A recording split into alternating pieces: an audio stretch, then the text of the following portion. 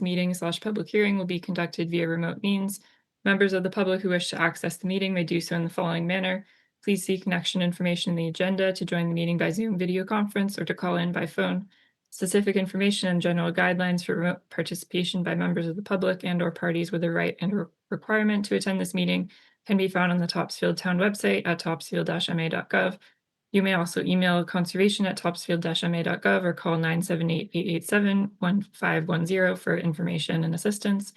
No in-person attendance of members of the public will be permitted, and public participation in any public hearing conducted during this meeting shall be by remote means only. Members of the public attending this meeting virtually will be allowed to make comments if they wish to do so during the portion of the hearing designated for public comment as announced by the chair during the hearing. The meeting is being recorded by Topsfield Cable TV and Zoom. Is there anyone else present who wishes to record the meeting? While we are conducting town business using remote participation via Zoom, we ask that those of you not recognized by the chair or otherwise engaged in the discussion of the moment to please mute your microphone to avoid interruptions outside the conversation. Thank you. Okay, good evening, folks. Again, my name is Jen DiCarlo. I'm acting chair this evening. We do have a bit of a packed agenda because we have a few items from the last meeting that we held. So we are going to pluck a couple of things out of order, but so just bear with us and we appreciate your patience. We are going to try to work through these things efficiently this evening. So I will just ask you to be direct, have any photos or plans, anything that you're going to share ready to go, and you can go ahead and share those to give us an idea of context. So the first agenda item is Enforcement Order 2024-04, 84 Perkins Row, that's map 51, lot 2, and we're looking for a status update. I understand, is anybody here for that enforcement order? I understand, I don't think anybody's going to be here. So Jackie, did you want to provide a quick update on that? Oop, you're muted. Sorry. Yep. I think we discussed it along with the RDA on the last agenda, but then we got cut off from the meeting. But basically, the after the fact RDA was required under that enforcement order for the shed, and that was approved at our meeting. So that portion has been completed. I visited the site with the consultant, and we observed that the plantings are in and doing well. The markers still need to go in, and piles of yard waste still need to be removed. So I'll continue to follow up on that. Do we need a next date for this enforcement order? I don't think so. I think at this point we're just the date was for the RDA submittal. Okay. So we could add another date, but I think at this point I'll see how it progresses until next month. Okay, so it's fair to say we'll just leave this on the agenda for next time. They may or may not have an update, and I think we'll just keep like a little bit of, keep the reins on it so that we make sure that the piles of yard waste do eventually end up, excuse me, getting removed and the markers go in. With that, let's go ahead and move on to Enforcement Order 2024. I'm sorry, yes, 2024-02, and this is for 92 Parsonage Lane. That's map 17, lot 4. Looking for a status update. Is someone here on behalf of that enforcement order? Yes, I'm here, Mike Dyken. Hi, Mike. If you want to go ahead, thank you for joining us. We appreciate it, and want to provide us with an update. Yes, so Jackie actually recently came out to do a site visit and helped me make sure that I was doing things properly, which was appreciated. So if you remember from the plan, I kind of called out two areas, Area 1, Area 2. Area 1 was the easier area to take care of.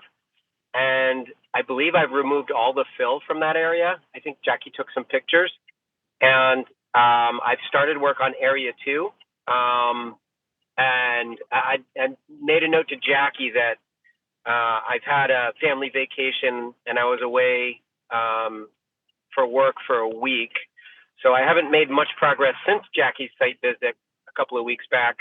But I've started putting in the silt fence for Area 2, and I expect to continue progress on that this week and have a more substantial update for the commission for the next month's meeting. Okay, that's great. Thank you for that update, and we're glad that work continues. We understand the summer schedule. You have people have vacations, and clearly, obviously this isn't your day job, so we get that.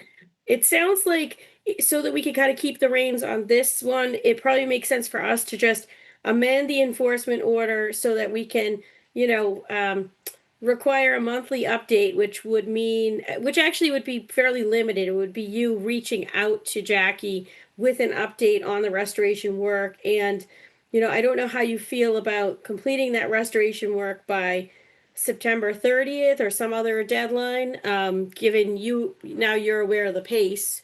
That was a suggestion I think Jackie had, September 3rd. Jackie, did you feel that was achievable based on what you observed? I mean, I think it's open to discussion, depending on, I think, Mike, you're more aware of how the progress is going and how long you think it will take. I guess, what do you think it will take you to, at least do the, um, like, the initial restoration, and then we'll obviously need to do some follow-up monitoring Yeah. afterward. I also just want to Yeah. add that if we set a deadline, we can adjust it. We can So, always I adjust mean, it, yeah. this is something that you are reasonably sure, but it's not like we're going to suddenly start finding you the day after or anything. Right, we would check if you check in with us and say you need some more time, we can discuss that later. Although, how does that work with that's more of a resource identification deadline, right? Is October, so that has nothing to do with a restoration plan, is that correct? In this case, we have an approved restoration plan already, so he's Okay. executing the plan that No, we've already okay, approved. so it could go beyond October. I can share the screen Yeah. and show you the plan. Yeah, the restoration has begun, and I think 2 meetings ago now we were discussing sort of what a deadline that we could set would be, but because a lot of the work hadn't started and the pace wasn't, we weren't sure of the pace, we wanted to basically give it a month before we were setting a deadline, and now 2 months have gone by. So hopefully, we'll have some sense of a deadline. Yeah. And please correct me if I'm wrong, Jen or Maureen. Yeah, I think a lot of the work was being done by hand, so we knew that it was going to need some, flexibility on getting it done. I think that's always been a factor in this restoration. I don't recall a hard deadline being set at any point, and I think that's why we're suggesting it. Okay. Yeah, it seems like being fluid is probably a good idea, but setting a deadline, and then if we have to move it, we move it. Yeah, I mean, I think having a target date of end of September, and then, maybe looking at my calendar for when the sorry, done. So we have a meeting on September 10th. So maybe Mr. Dyken has, the goal of coming back to our October 15th meeting, which is the next one, to say, hey, I didn't meet September 30th, because I think it's going to be hard to um, report to us any sooner unless he really knows that it's not going to be completed, and I need some additional time. I mean, I think Yeah, I that's think I was leaning towards I probably had the September in mind because I can't make it to the October meeting. okay. But Okay. we can always do we could do that if I'm getting married, so I'm not gonna Oh, congratulations. Thanks. Nice. We Yeah, get but it. if You don't it want to needs see a to bunch be of that deadline, that's fine. We get it. Okay. So, I mean, I think that are you okay with I mean, obviously we're going to amend the enforcement order, but is that reasonable to have you, Mike, emailing Jackie with a monthly update, maybe a month from now is your first update, or if you're trying to do it on the first or something so you don't forget, and that way we can kind of keep our claws in it. And then with the target date of September 30th, I don't think I heard you on that point. Yeah. No, I like the word target much better than I do deadline. But I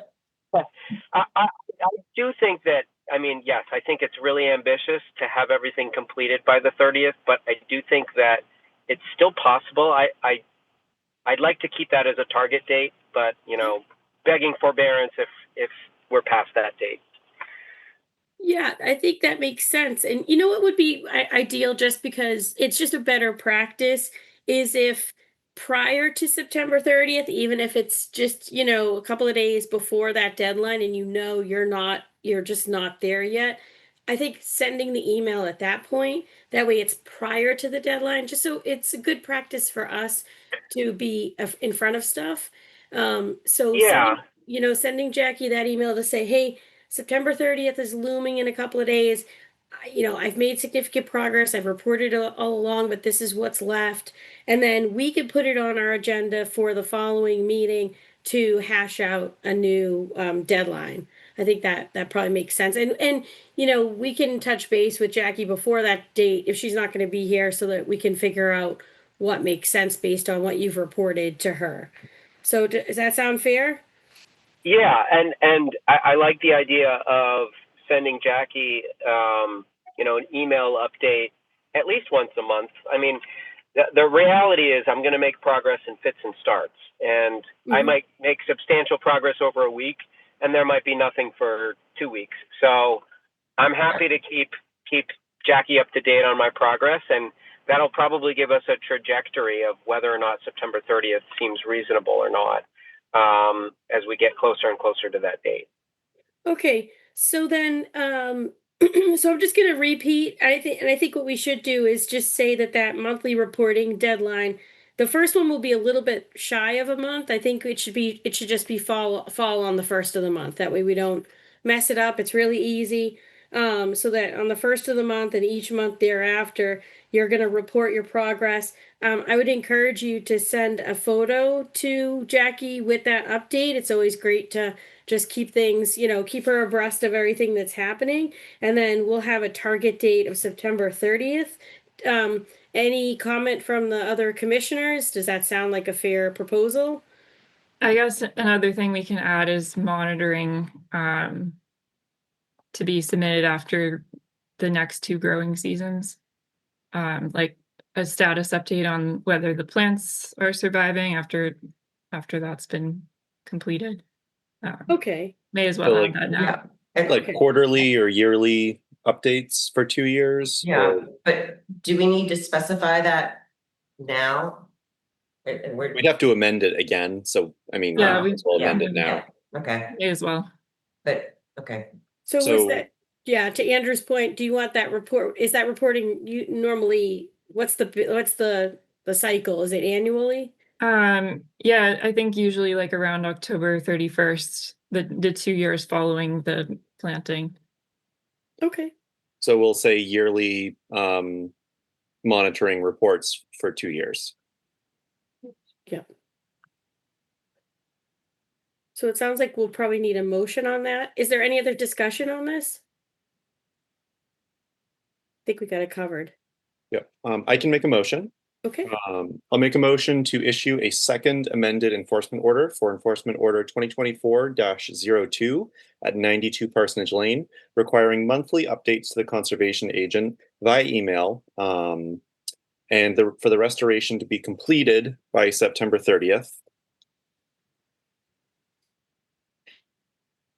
Completed, that yearly monitoring reports be sent to the conservation agent for the following 2 years.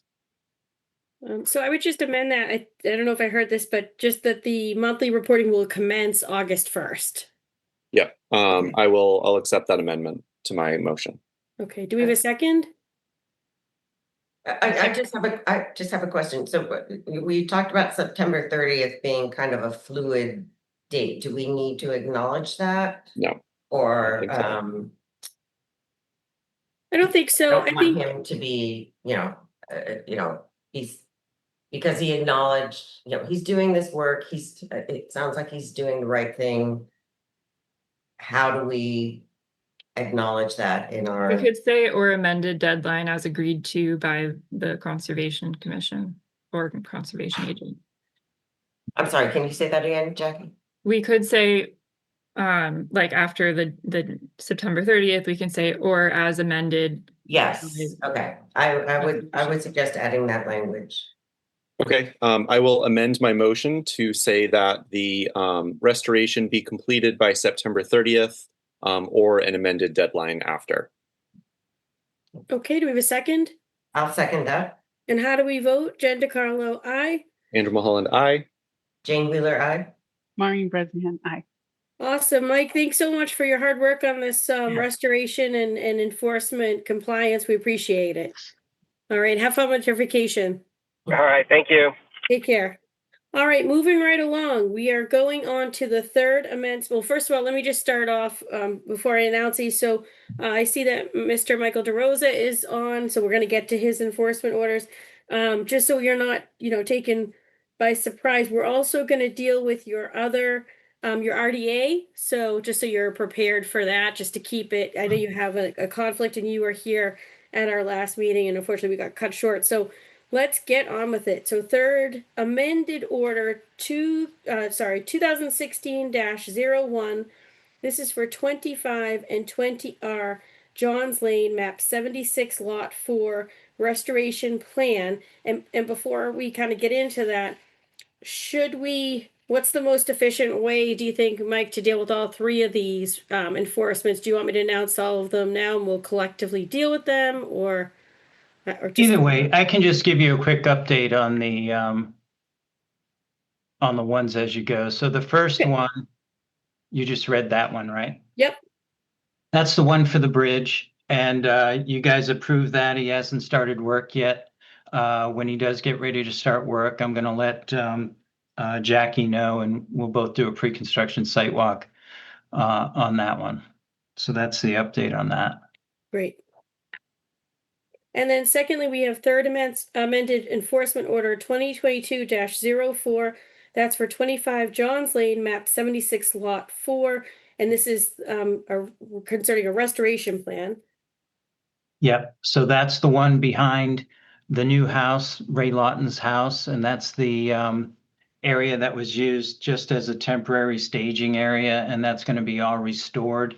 He's almost done with the house now, so that might be coming up in the next few weeks, and I'll keep Jackie in the loop on that, and we'll do a site walk on that as well. Hey, and just to, I'm just looking at the notes. It sounds like Jackie had requested a narrative concerning tree stump regrowth that would be managed, and that was received by her in the office. She has the restoration plan for the driveway area where soil was removed. That's the next one. Okay. And then There's lots of enforcement on this site. I know. I guess it's just lumped under the one I just read. So, I guess no, because one is for 2022. That's the one we're talking about right now, and the other one is 2024. Oh, I'm sorry, I did it wrong. It's Yeah, okay. no. 2022 is the one that we're going to talk about tonight. 2024 was the one behind the Okay. house, which I just went through. Okay, all right. So then back to Sorry. 2022. Yep. Okay, ready? Sure, Ready, set. go. So initially I submitted this May 28th, which was the restoration plan. It includes a project timeline, construction sequence, planting and maintenance plan for 2-year monitoring, additional details regarding erosion control during construction, and restoration plan. And then when this was supposed to be at the last meeting that we lost the quorum, so I didn't get to go through this, but for the sake of brevity, I'll probably just jump to the next one. So on July 2nd, I submitted this to Jackie. This is sort of supplemental information to that first batch. And basically this has revised, it's a revised plan. On the first plan, we had a paving section, which Jackie had talked to you guys about, I think. And we decided we're going to do that as a separate RDA because it doesn't fit under the enforcement order. The enforcement order is to put the project, put the property back to where it was before the enforcement, not to enhance it in any way as far as pavement or, so we're going to do a separate RDA filing for that. I think that's due. Is the next submittal date the 22nd? I can't remember, Jackie, but the pavement of the driveway is going to come under a separate filing with you guys. So what we did was we removed the notes from the plan as part of this submittal. And then I added a section on recovery growth of the existing trees, which I'll go through that now. I'm going to blow this up just a little bit. So Mike, our next filing deadline is actually July 30th because we do have a meeting August 13th. Yeah, so July 30th. So we'll plan to submit the RDA for the 30th, and then we'll be on the August meeting, I guess. If there is an August meeting. Hopefully. What is that, the 15th, I think? The 13th. 13th, yeah. I'm in too many towns at the same time and they get all confusing. So this is an area of the original restoration plan, which is this darker green, where we did the 60 trees installation, which are doing really well, by the way. But when they got laid out, they thought the property line was this wall, so they stopped. So they were intending to put them over here. So what we're doing is Jackie and I have walked this, and actually, Jackie, we should set up another time to walk it again. Maybe this month, whenever, just to see how they're doing and mark the trees that we're going to monitor. But basically, there's a lot of recovery growth from the cut trees in this area, but also new growth from seeded material. So we're going to monitor those, take care of those, prune those, and sort of reestablish the lost canopy from the existing material. And basically, this sets this up. So the recovery of the canopy in this area will be monitored over the next 2 years. We're going to manage the trees that are coming back. And then at the end of each year, October 31st is usually when we do our annual reports. It's the end of the growing season. And it really came out of administrative consent order stuff we were doing with DEP. That's the date they use. So our annual reports are usually August, end of August of the year. So we'll submit annual reports on all these restoration plans to Jackie and the commission at the end of each year on October 31st. Then I just added some information on the benefits of selective pruning and regrowth management, just to have in there. And then I'll make these plans so you can see them all. So this is the driveway that we're talking about. And this is the area that was all cut. And this is the grading plan. And what we did was a planting plan to put that whole driveway back together. And it was all pine trees. So I talked to Ray about doing pine trees, and we're going to do them in 2 rows adjacent to the driveway. Not only will it make it look more formal for him, but it's also going to obviously restore that habitat and white pine habitat. The understory is going to be, I'll go to the planting list. So the understory is going to be milkweed, a lot of sort of woodland, upland buffer zone perennial planting. So eastern showy aster, milkweed, primrose, hay-scented fern, goldenrod, rough bent grass, switchgrass, and red fescue and little blue stem are our standard upland grass mix. And then we're going to regrade this. This is where the guy went in, the prior owner went in and sort of dug out a bunch of the berm and to create what he thought was going to create a cul-de-sac. And so he dug it all out, and then the town issued the enforcement order, and then everything stopped. So what we're doing is just putting this berm back So this will all be regraded. Phil will be brought in to bring it back. We're going to use Phil from Ray Lawton's foundation excavation. It's right there. It's the same native soil. We'll put that back about six inches of loam on top of that, and then plant into that. Quick question. Yeah. The green line, what is that? Is that demarcating the 200-foot buffer? No, this is just an offsite wetland. It's just the 100-foot buffer. What, 100 foot? Okay. Yeah, so this is the part that's within jurisdiction. Right. Would the rest of the commissioners want to have any sort of conservation markers put up just to prevent, any chance of mowing or anything around these trees? Just sort of demarking this. We might have already discussed that. Just a question.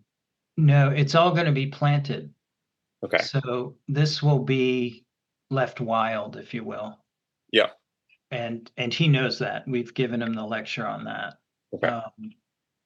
And I think what we will do is probably all this is going to be sort of wild.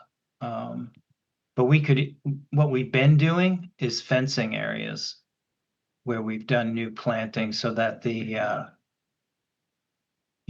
landscape guys aren't going in there weed whacking between every plant that we plant. So that won't be a problem on this site. I guess that's, yeah. So if there'll be a permanent marker like a fencing going in, then that's sufficient for me. Well, Yeah, we can is do it that. permanent fencing or just during the No, restaurant? it'd be temporary during establishment.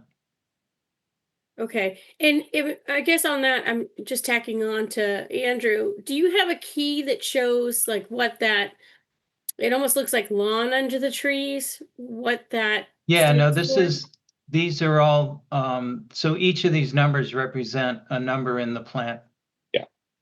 In the plant thing. So Well, that's all going to be planted with numbers 3 through 11. So Okay, it's ferns, wildflowers, and native grasses. okay, so it's like all understory It's being understory. planted. Yeah. And it will not be mowed. Yeah. Well, I mean, I like the idea of the markers, definitely. I know especially because it is going to be wild eventually. Yeah. We And can it's put monuments right next to a road. So Yeah. I mean, Yeah, I know. So it's a large area, and it's kind of, how do you place the markers so that it also demarcates it, but they're not, overly obstructive to plowing or anything like that. I mean, On the trees, but they won't be. What are the size of the trees going to be that you're planting? Are they just like little saplings? A lot of it well, they're going to be 2-inch caliper. They'll probably be about 12 feet tall when they go in. Like the size of the ones we put in the buffer zone. 12, 15 feet tall. When we're talking about markers, does that mean delineating where our jurisdiction ends? Because there's a lot of stuff going on outside our jurisdiction. So No, that's a good point. I think, let's think about that. So we wouldn't be able to enforce markers right, being outside the buffer zone. right, yeah. So all the plantings outside our jurisdiction are beyond, even though they're similar to what's happening within our jurisdiction, we don't have jurisdiction over those. No, but you could mark, you can Yeah, I was certainly thinking mark. right there at the edge of Yeah. it. You could, Mhm. But I'm a little concerned about at the bottom here. I would even I'm mark not sure I this, yeah. completely understood what's happening with the purples and what's Oh, so that's going to be gray dogwood. okay. And then underneath is going to be switchgrass, red fescue, little blue stem, and hay-scented fern. So Okay. see the color code? Yeah, okay. Yeah. Yeah, so it's just kind of a tricky wicket that we're dealing with.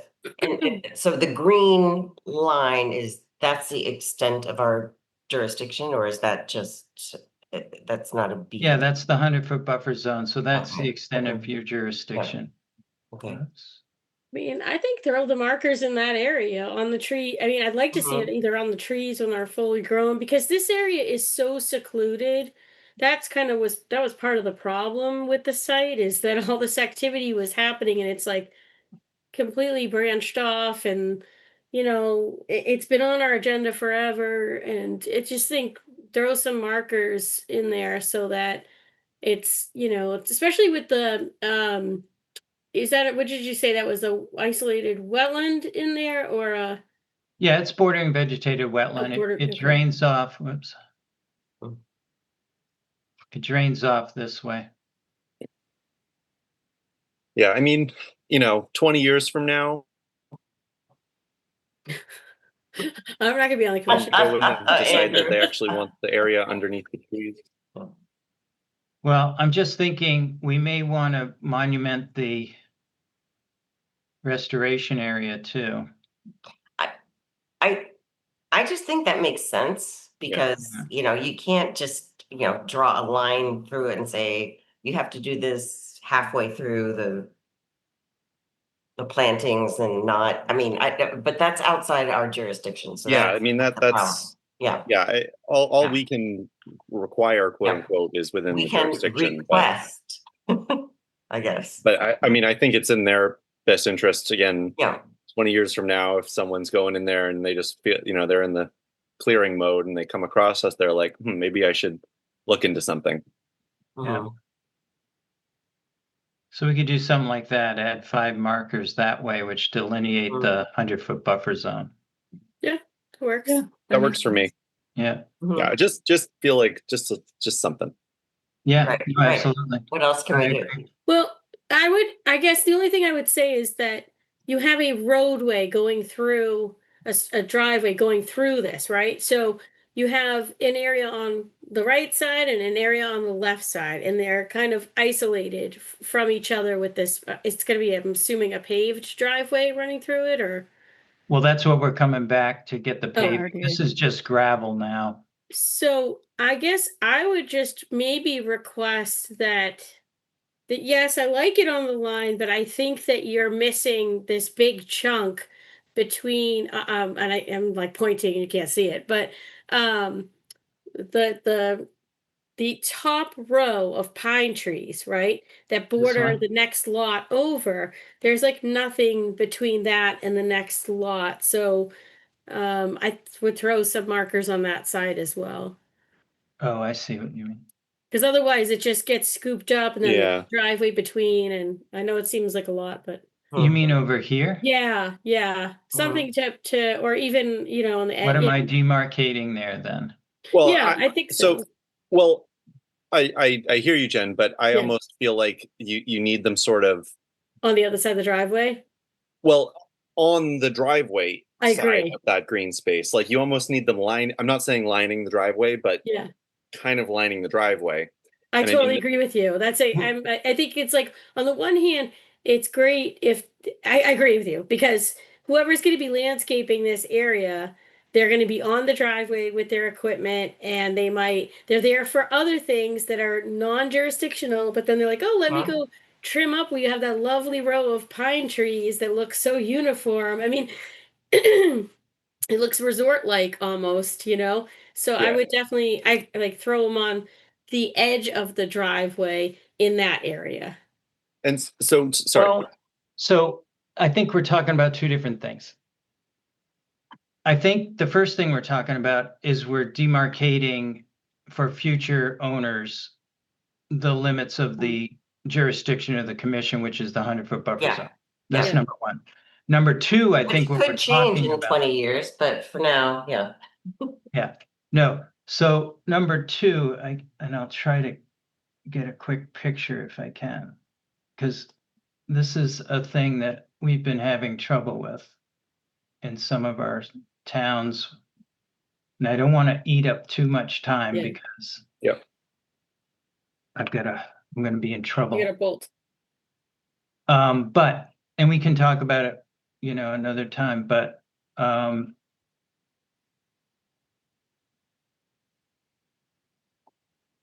Just what we're along that doing dashed is line. we're developing a sign. We're developing a sign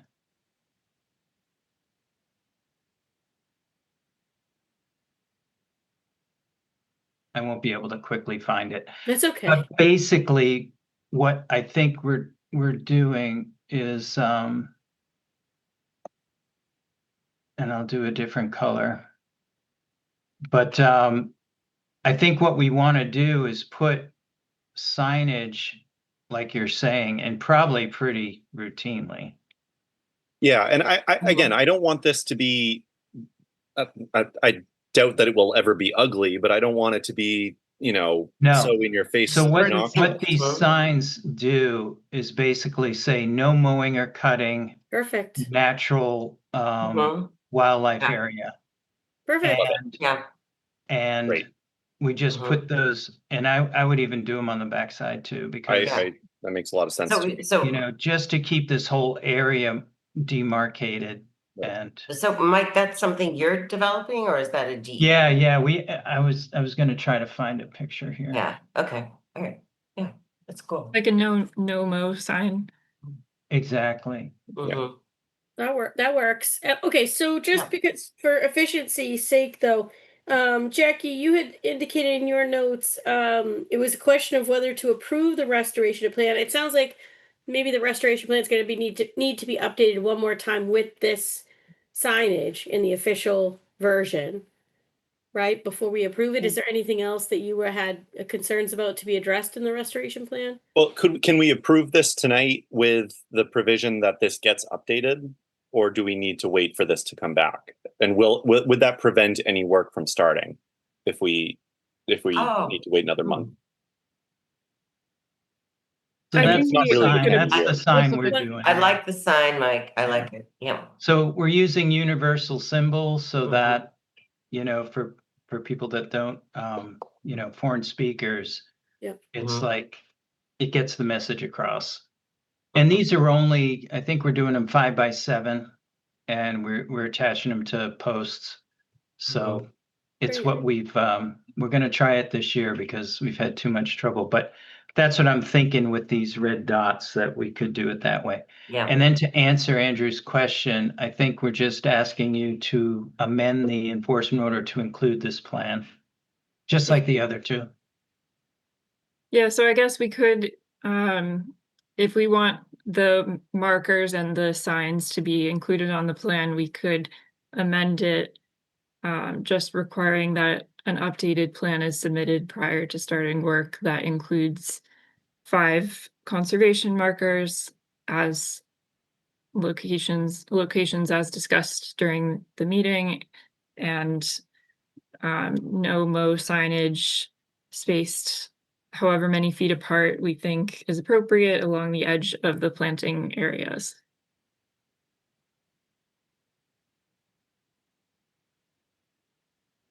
That's fine with us. yeah, Okay, I got that. I have one last question, and rest of the commission, please shut me down if this is not worth us discussing. But in the space with this road, because it is running through a buffer zone, do we want to consider like how salt and plowing is going to happen in this space? Yeah, I guess that's my other concerns, is because this is going to have to be plowed and probably salted. Like, is that something that we, does this need to be a low salt area or something that?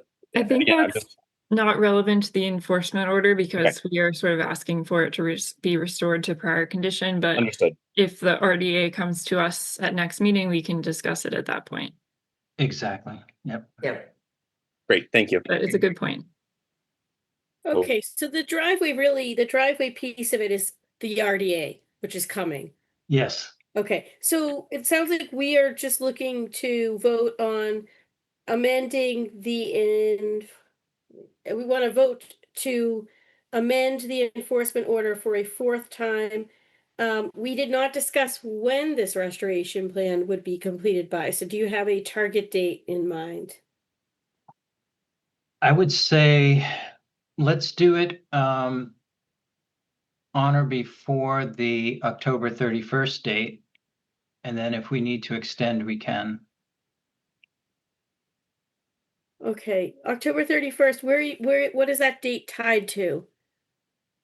There's a filing deadline of October 29th. Is that what you're thinking? Why do we have October? Oh, maybe 31st? November. Should we do November? It's, you know, Didn't you say that October 31st is when you do your annual reports? That's like when, Yeah, we'll be Things doing an get wrapped annual up. report, so you get an update then. okay. And then I think Jackie's away for October anyway. It'll be November, right, Jackie? I'll be away just for the meeting and the week prior to that, or part of just, well, maybe just part of that week. So I'll be there like on October 31st and like leading up to the November meeting. Yeah, well, let's do November then. And then that way we'll have the October report in and the commission can review it. So the Okay. deadline for the November meeting, I guess for enforcement, it can be a week before the meeting rather than 2 weeks. Because we don't have to do the legal ad. So for November, it would be, I think the 5th. The 5th, okay. Okay. And the meeting is November Yeah, November 12th is our meeting. 12th. Perfect.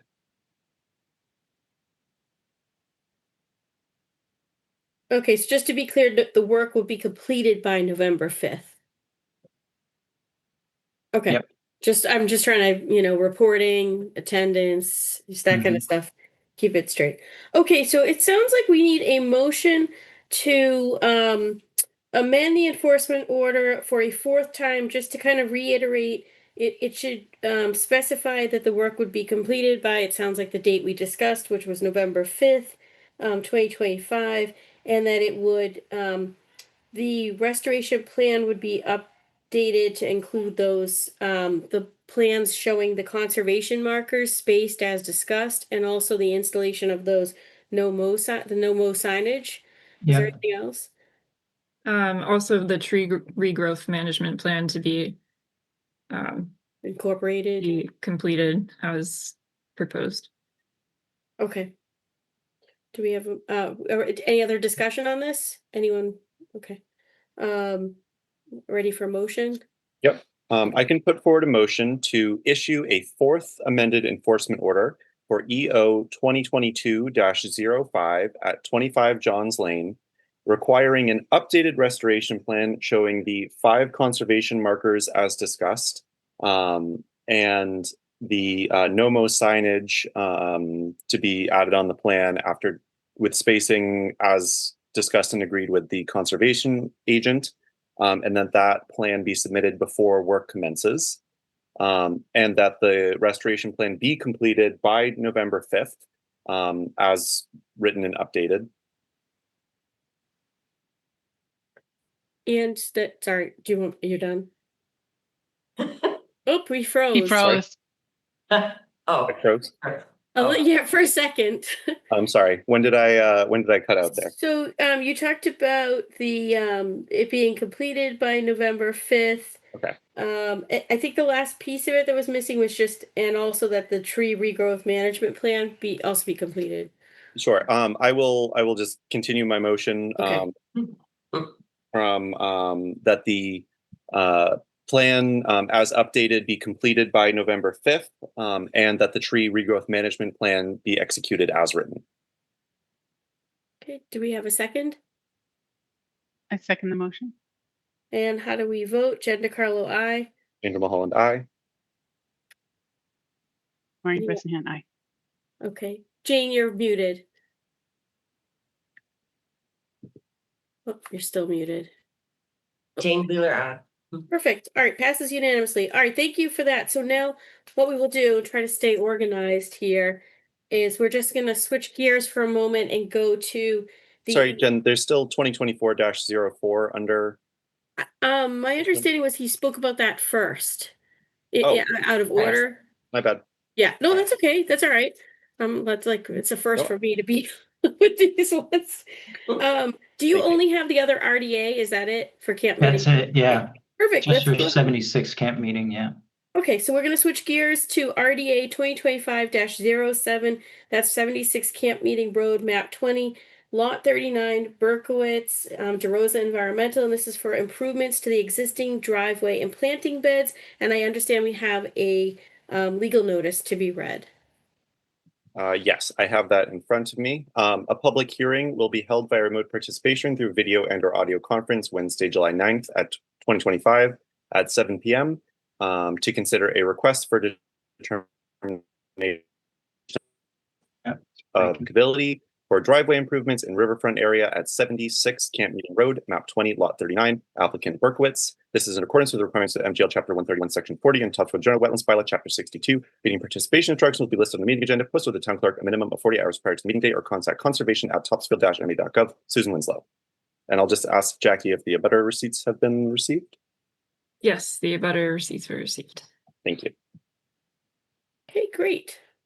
Go ahead if you, Mr. DeRosa.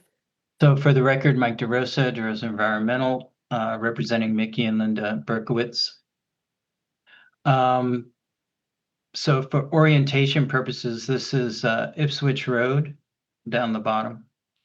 And then this is the dammed pond where we just did the fish ladder. I don't know if you remember that. So that's on that end. And then Camp Meeting Road cuts across this way to Route 1.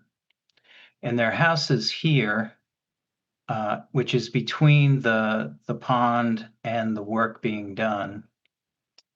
And the wetland line was delineated by us. The plan was put together by John Moore and Cameron Group. And then the landscape architect, Matt Ehrlich, put together the planting plan and the proposed work. So the blue line is the riverfront area. And then the proposed work is basically, this is all paved. And Jackie and I went out last week and did a site visit too to look at this. And what we're going to do is we're just basically giving a facelift to the front of the house. Everything's pretty, sort of been a fair amount of deferred maintenance on the grounds work. So Matt's doing a whole new planting plan in the flowering beds. We're going to redo the brick areas, all pretty much in the same location. Just new set of bricks and cleaning that up. Some curbing. We're going to grind up the existing asphalt, and then we're going to put down, it's a macadam. So it's sort of a grayer, it's a lighter colored asphalt. It'll still be impervious, but it won't be the dark gray. It'll be a lighter gray, sort of like you see down on Cape Cod where they use it a lot as a surface. And then there's some granite cobbles here and granite aprons where the two asphalt pieces will meet. Everything will just run off the way it's running off now. The flower beds will be replanted according to the planting plan. No trees are coming down. There were some typos in the document that I quickly put together to make the deadline. So Jackie caught those. So there was another typo too. It was there's definitely no trees coming down. Oh, the wetland to the left, which. Oh yeah, and there's no There other isn't. wetlands but for the pond. So anyways, we're just asking the commission for a negative determination to allow the work to be done. And it's probably about, I was asking Matt, he said about a week to 2 weeks worth of work altogether. So it'll be a quick job. Yeah, I mean, no change to impervious surface, so Yeah. that's good to me. And we have a big house in between us and the resource area, so I figured that was pretty safe. Yeah, and then just while the work is happening on the assuming there'll be some sort of drainage. What's the word I'm looking for? Erosion control? Erosion control. Thank you. I'm sorry. My brain. Well, we're going to grind it, but I don't think we're going to actually have any exposed soil. And if there is, it'll be in its own container, so it can't get out. Okay. Because it'll be So below no grade. erosion control. So I don't think we need anything there. What's happening between the riverfront? Is that riverfront area? And yeah, so what's happening in that white area to the right of that? This is the existing No, house. I'm sorry, here, over, you can't see what I'm pointing to, between the driveway and the riverfront area. With that white area. This? Oh, no, to your left. You mean the darker blue line? So there's a darker blue line. Is that riverfront area? This area In here? that area right there, what is that? That's just remaining the same. Okay, Yeah, It's lawn. It's a lawn it's area. lawn, yeah. okay, all right. You know, it's funny because I'm viewing it on two different monitors, just to, like for the sake of, whatever. And on one monitor, it's like tinted greenish, and on the other one, it's white. So Yeah, so depending on, that's why I was asking, what is the white? Yeah, yeah, Yeah. it's so that's it's interesting. lawn. Okay, Yeah, that's okay. interesting. I mean, it'd be Yep. great if do you have a picture of the site? Does anybody have a picture of the site? Just, sometimes it's nice to see a photo. Did you get pictures, Jackie?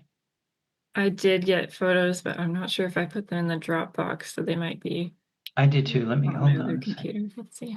I mean, I don't have problems with it. I'm just curious, what is this white blob in the middle of the, Oh, It's yes, I do have the yeah. photos. yeah. Yeah, I'll show you. Oh, did you find him? Yes. Okay, let me stop sharing that.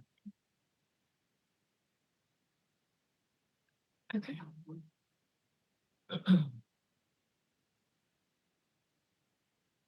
So that's one photo.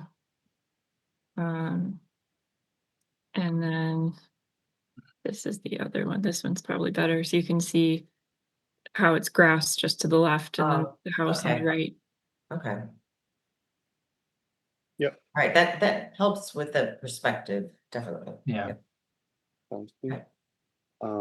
Any other One- discussion? Oh, go One ahead. last, so, sorry,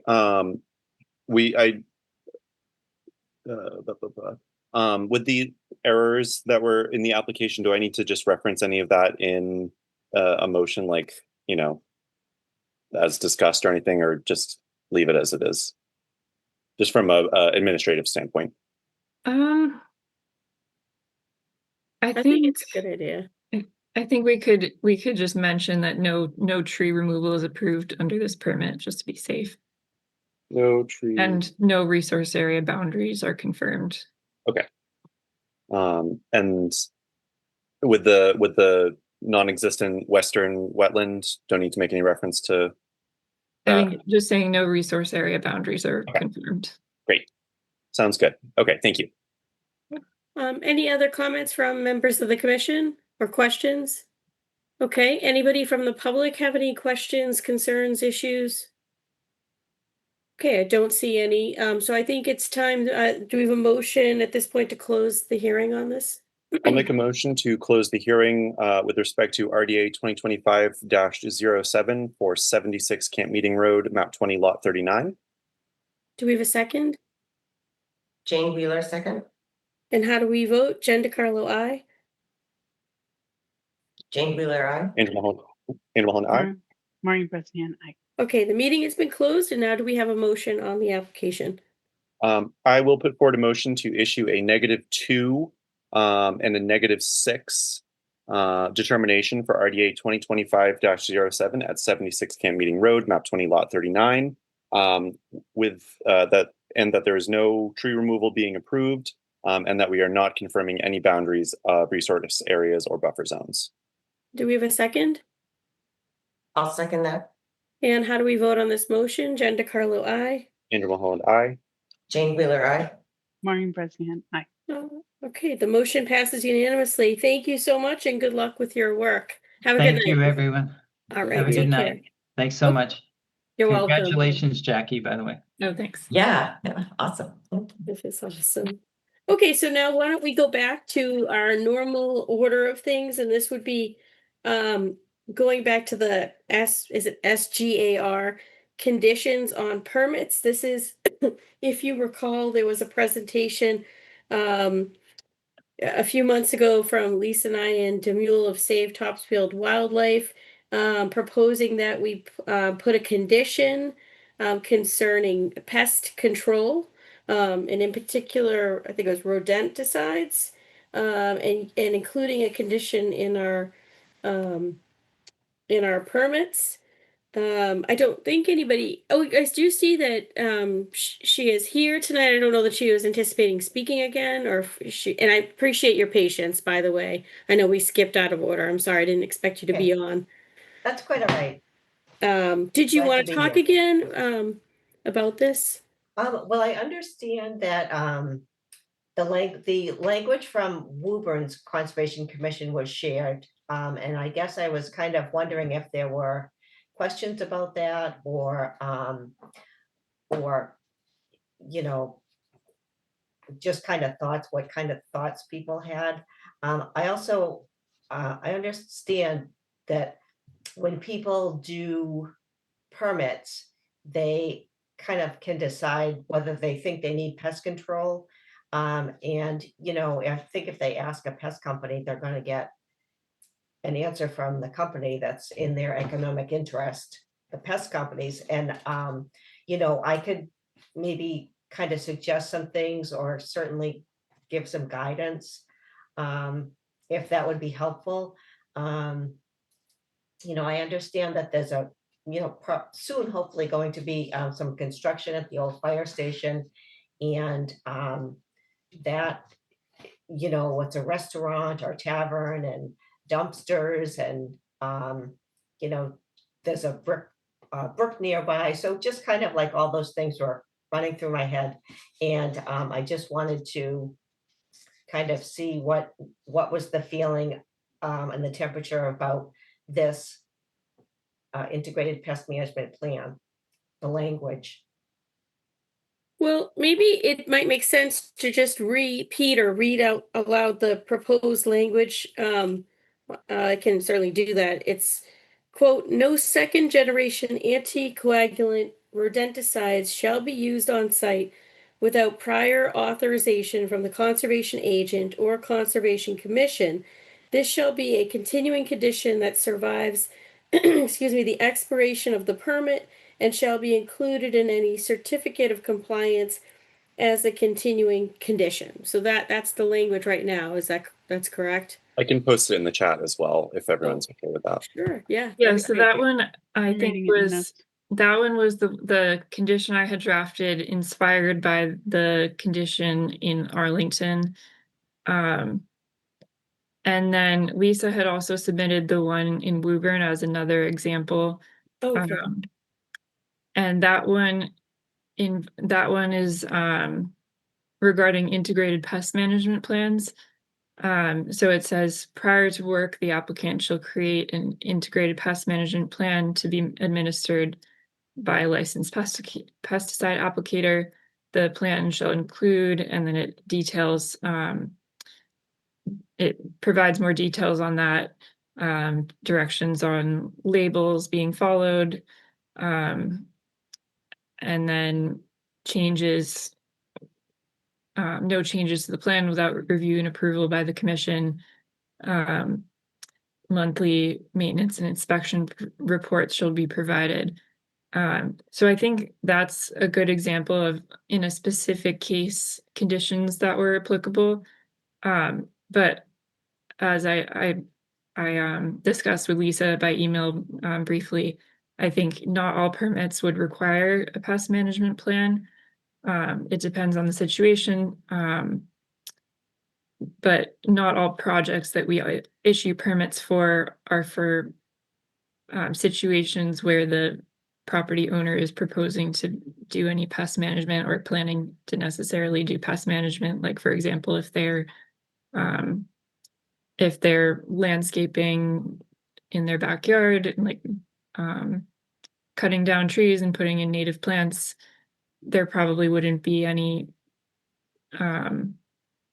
unless they happen to already have pest management that we want to address. I don't think the integrated pest management plan would be required for all permits, but I think this is something that we could use on a case-by-case basis. Or we could say that if someone wishes to use pesticides, that they submit a pest management plan to the Conservation Commission or the conservation agent for review. I think in my mind the most important thing is to just, if we are going to put in a condition, that it be as general as possible if it's going to be a standard condition for all permits, and that we allow an opportunity for, if there's an exception, for us to review their plan and provide an option for pest management where needed. Yeah, I think we basically say no, but if they need it, then they have to come back and have an integrated pest management plan. Is the way that I sort of read this is that. Yeah, I So when think, the- oh, sorry, go ahead. No, please go ahead. Oh, so when this first came up in April, I had a kind of procedural administrative question about, running, whether this is within our purview, and, ask that some diligence be done and have Topsfield Legal weigh in on, whether we're acting outside the scope of our authority. I know Woburn has it, Arlington has it, but that's not Topsfield diligence. That's not us kind of looking at what the state law and the bylaws say our authority is, because this is a little bit of a stretch, I think. So I'm wondering if any inquiries were made. So I have not consulted Topsfield Legal. I know whenever we do use the legal team, it does cost a substantial amount, and I think I would need to be authorized to be able to do that. I do feel confident that with several other communities, including conditions like this, that it's, and based on the way that we are granted the authority to impose conditions on projects within our jurisdiction, that we have the authority to impose conditions that we believe protect wildlife habitat, which is one of the values that we protect under our bylaw and the Wetlands Protection Act. I think where the legal issue often comes in with these USCAR, with USCARs in general, is that I think towns have tried to outright prohibit their use, which I think there's been legal issues with whether or not towns are allowed to do that as a whole.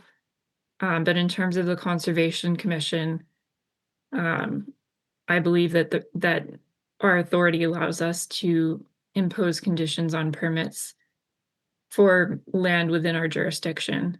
But there could be cases where a property is partially within our jurisdiction and partially not, and we can't impose these conditions on the portion of the property that are not in our jurisdiction. So it does have a limited scope in that sense. And frankly, I see that as a big problem, because that's not how would we enforce that to begin with? And frankly, I'm not familiar with these rodenticides. Mouse So, bait. So Mouse bait. Yeah, so I Poisons. don't know if you missed right. the prior just the prior presentation. Okay, but and I'm basically sorry, they're I missed that, but I have and I'm of course leaving the conscom, but I just wonder how that would be enforced. yeah, I guess I'm not against the program, and I applaud Lisa's efforts, but I don't have a comfort level. And if you could show me language in our bylaws and the wetlands provisions, that clearly indicate this within our purview, that would enhance my comfort level. But at this point, I have a concern. I I think guess in terms of the enforcement piece, I'm familiar with how it works in Arlington. typically, like if somebody reports that there is a black box that looks like rodenticide that is within wetland jurisdiction, or that might be, they report it sometimes to the conservation agent, and then the conservation department will request the property owner to or inform the property owner if they do have a condition like that on one of their permits, that that we have this condition, and that they will need to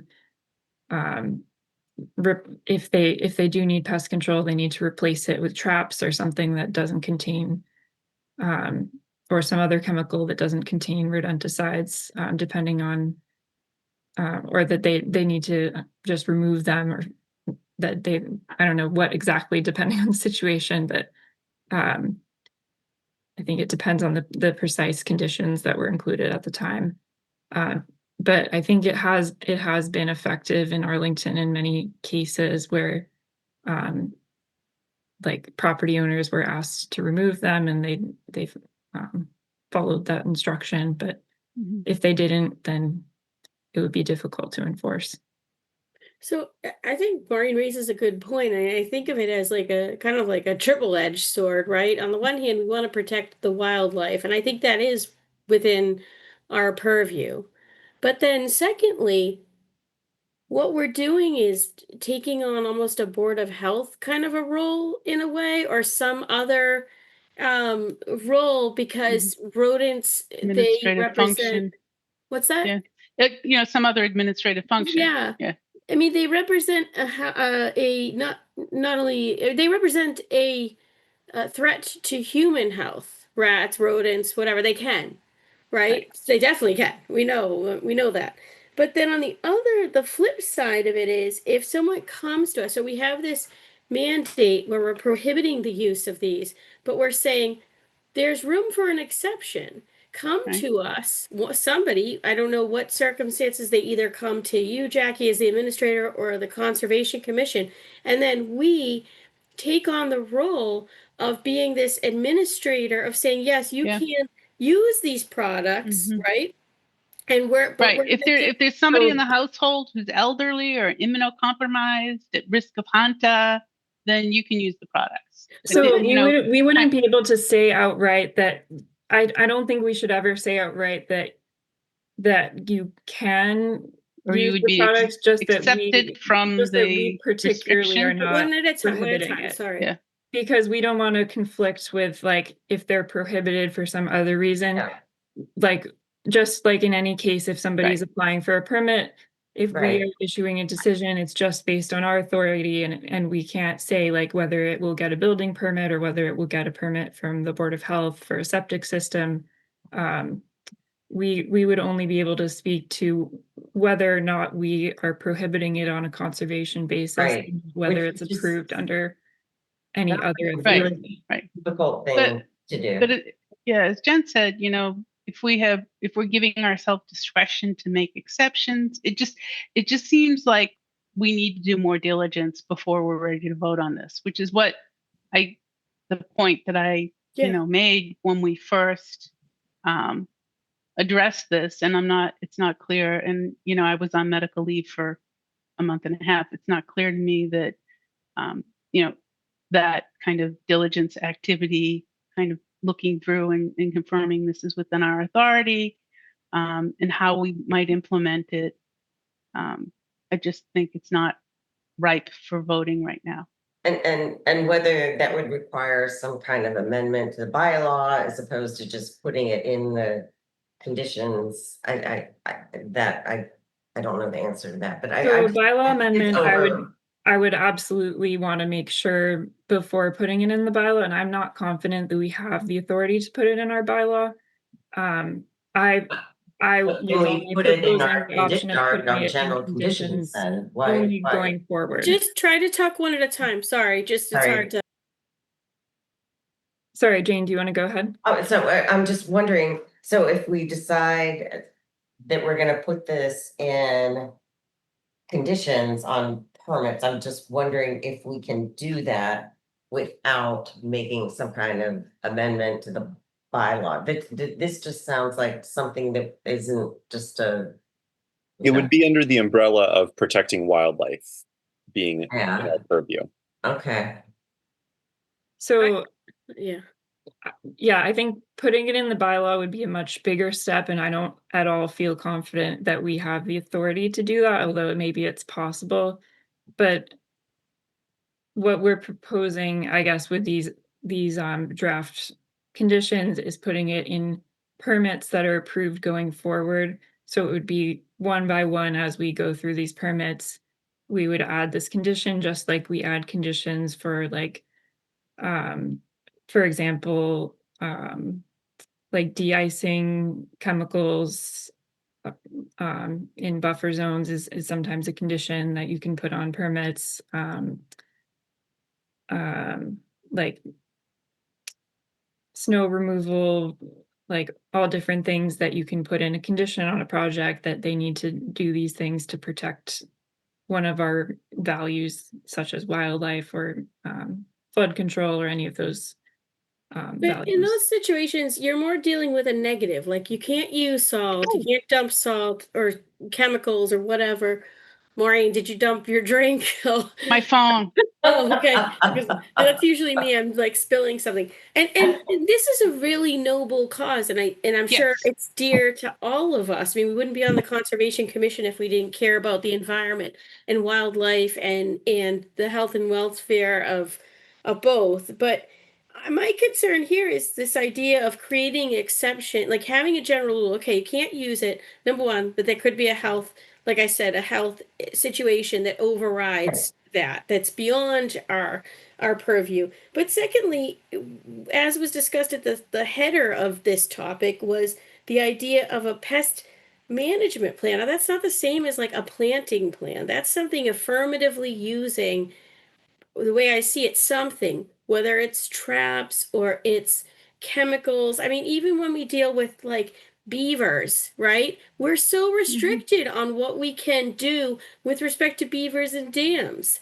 I mean, we haven't talked about beavers in so long, but that used to come up for years, over and over again, and we were very restricted on how that could be dealt with. So I think I tend to agree. I don't think we have done our due diligence. I think Lisa's done a beautiful job of demonstrating the values that need to be protected and the methodology, and that this is an arm of a bigger kind of effort that needs to be undertaken, maybe statewide or federally. But because we are just getting into this, we have to do our due diligence. And Yeah. I am never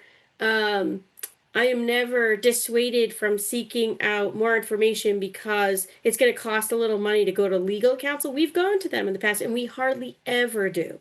So, and I honestly, I don't know that even if we went to them and they said, yeah, this is a yay, situation, are we still the right authority to do that? I think there's also the practical Questions enforcement that need to piece be of this. Like, some folks have a tiny sliver of their land is resource area, and there's no way we can control what they do on the rest of it, right? But there are other people, their entire property is absorbed by a resource area or a significant part of it. And then I get, that it makes sense to do these things. But then if they're the type of folk that they deal with river rats, right? They deal with, things that are not necessarily the most fun kind of a wildlife to have on your property. How do we manage that? So, I mean, we could certainly go to our legal counsel and really get and DEP and get some definitive guidance on this for sure. I think it's Maureen has pointed out that it's incumbent on us to do that piece of it. And this did kind of get, unfortunately, pulled over a few meetings. And right now, that's just the way this, unfortunately, is going. So that's just my thought. It's not, Yeah. Yeah. And I'm speaking as a member of the commission, not as a practicing attorney. But Yeah. I just popped open the bylaws, and our value is to protect wildlife habitat. So there's a difference, interpreting protecting the habitat versus protecting the animal per se. I think that we need to do diligence here. I don't like to throw a wet towel on things, but I think we're not ready to vote. Would it be helpful if I sent some studies over to you, Maureen? I have like some studies about birds and It's not a question of and- the impact. It's a question of whether we have the authority authority. to Yeah. do this, whether this is within our, I observed your presentation and it was compelling and I applaud your efforts. My question is more legal, administrative, whether we are exceeding our authority. And whether there's a a pronounced impact within our jurisdiction as opposed to outside our jurisdiction is Right. yeah. And also to give some thought to how, if we do this, how are we going to apply it? How is this going to work rather than, adopting it and figuring it out as we go? I think we need to give some thought and consideration to, how we will apply these new proposed restrictions if we propose to adopt them. Yeah, I may be able to find out more information from Arlington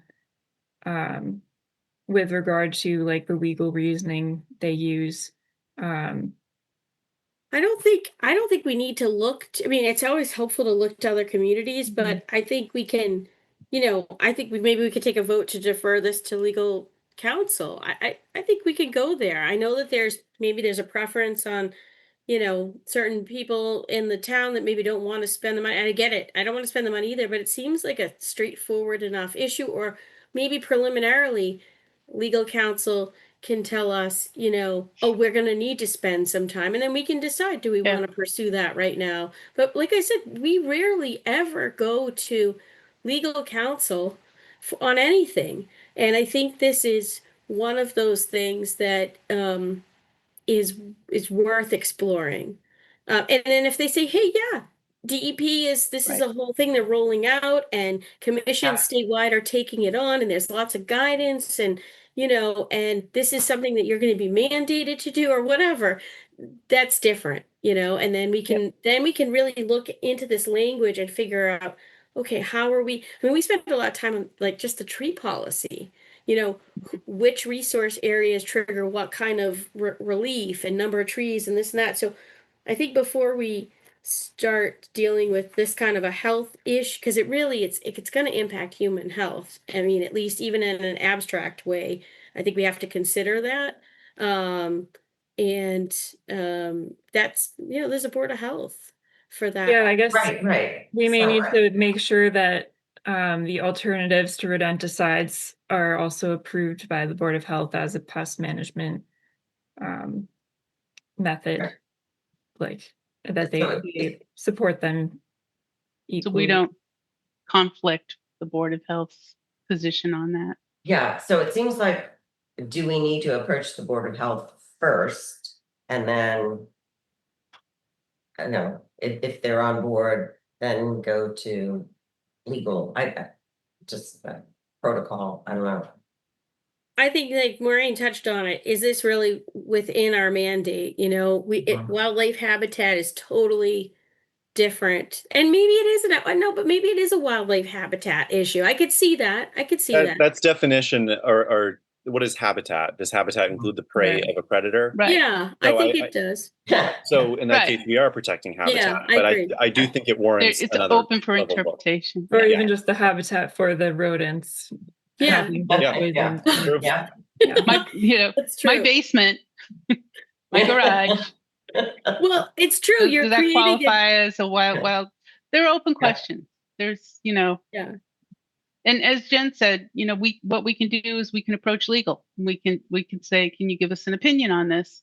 And if they say no, we have to study it, and that that's going to be 10 hours of legal work that you're going to have to pay for. We can consider it. And then But if they come back and say, this doesn't require research, here's your answer, then we've done some due diligence.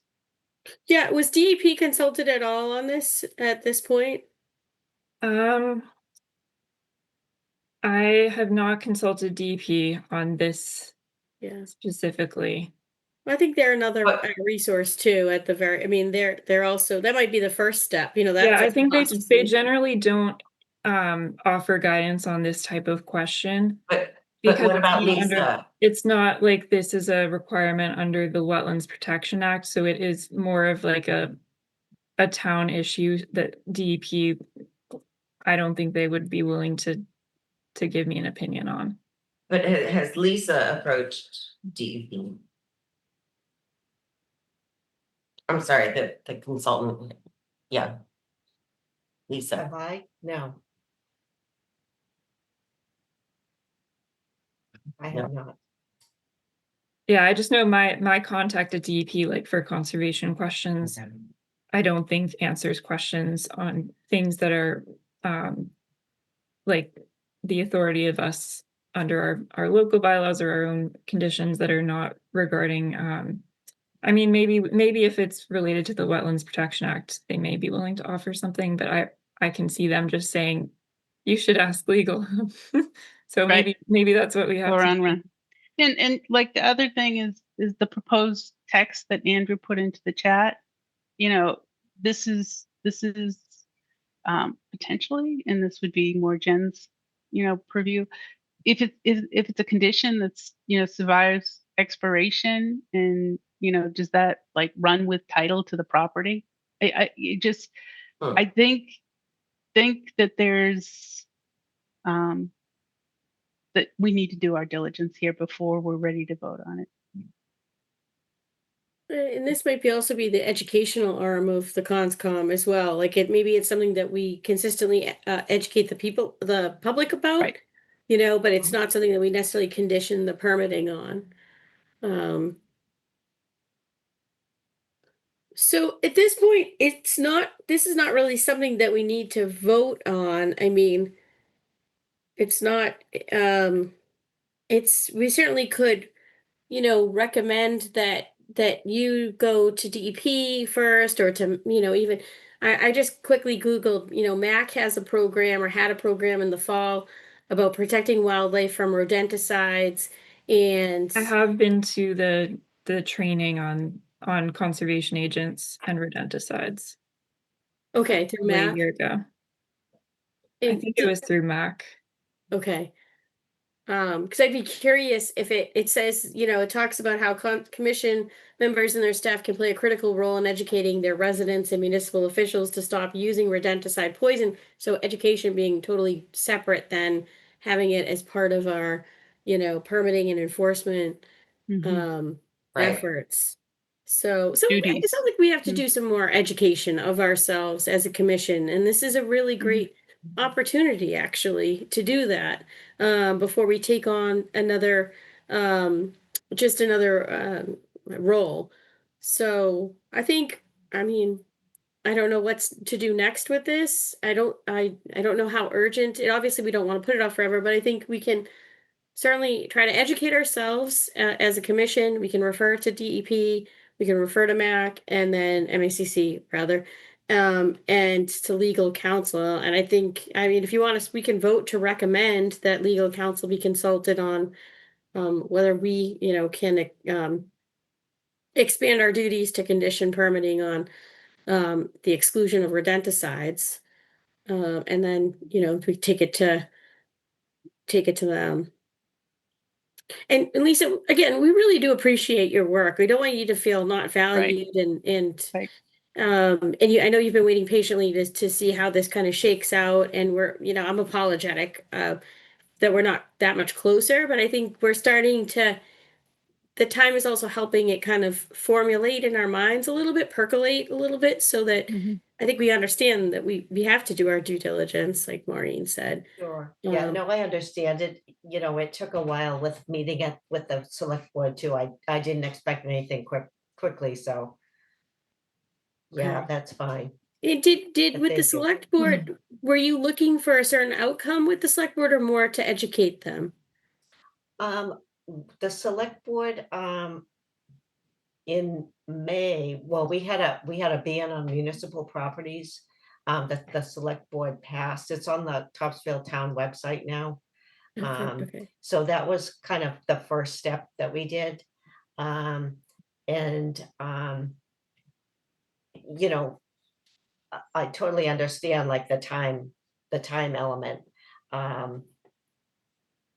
Yes, there is a, I think if you just Google like Topsfield rodenticide policy, it will come up because it's kind of a new addition to the website.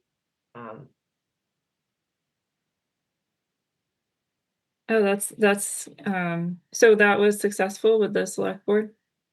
Yeah, Yeah,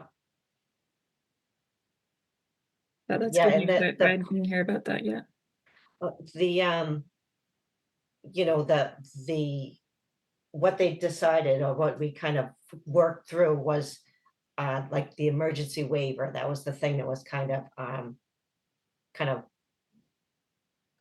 a little bit of a block until we kind of figured it out. Thank you for pointing us to that. I just pulled it up. I think I'm looking at it, and I would just say this kind of speaks to exactly the concern.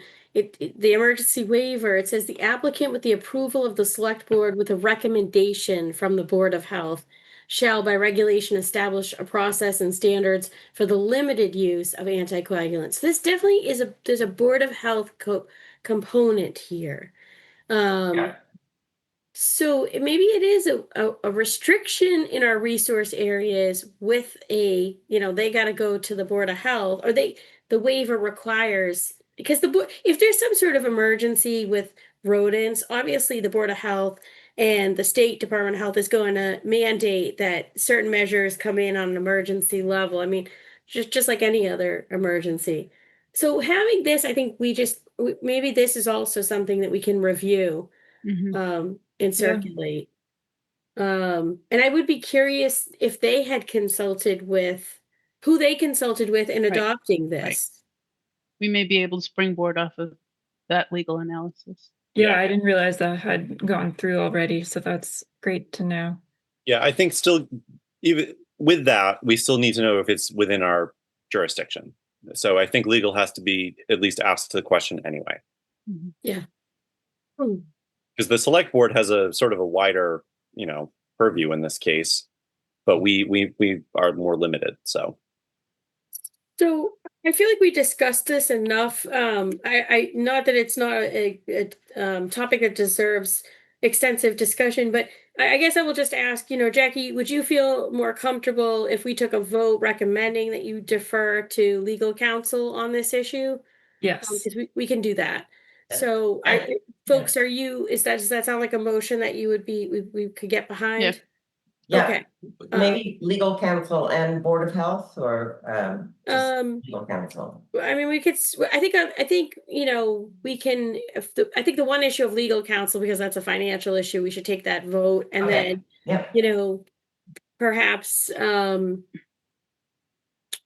we can do. I don't want to put another task on Jackie. I think we can. Maybe we can divvy this up or something.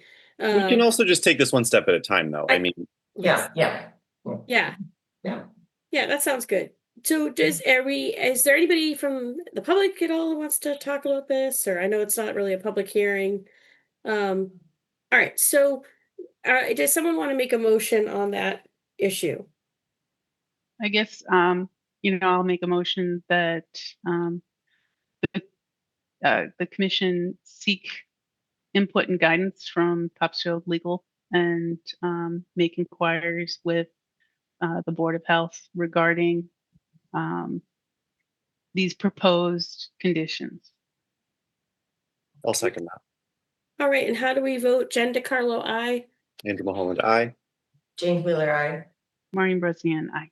Great. Okay, so the motion passed unanimously. So Lisa, this is still alive, so that should give you some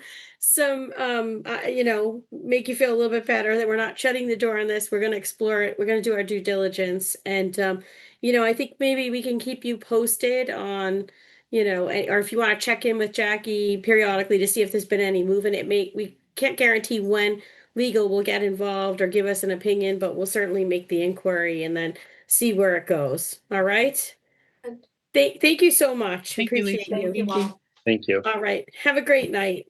You too. Okay, so folks, let's carry on, back to the hearings. We have a notice of intent. I don't believe it has a DEP number unless one came through for 76 Parsonage Lane, map 24, lot 46.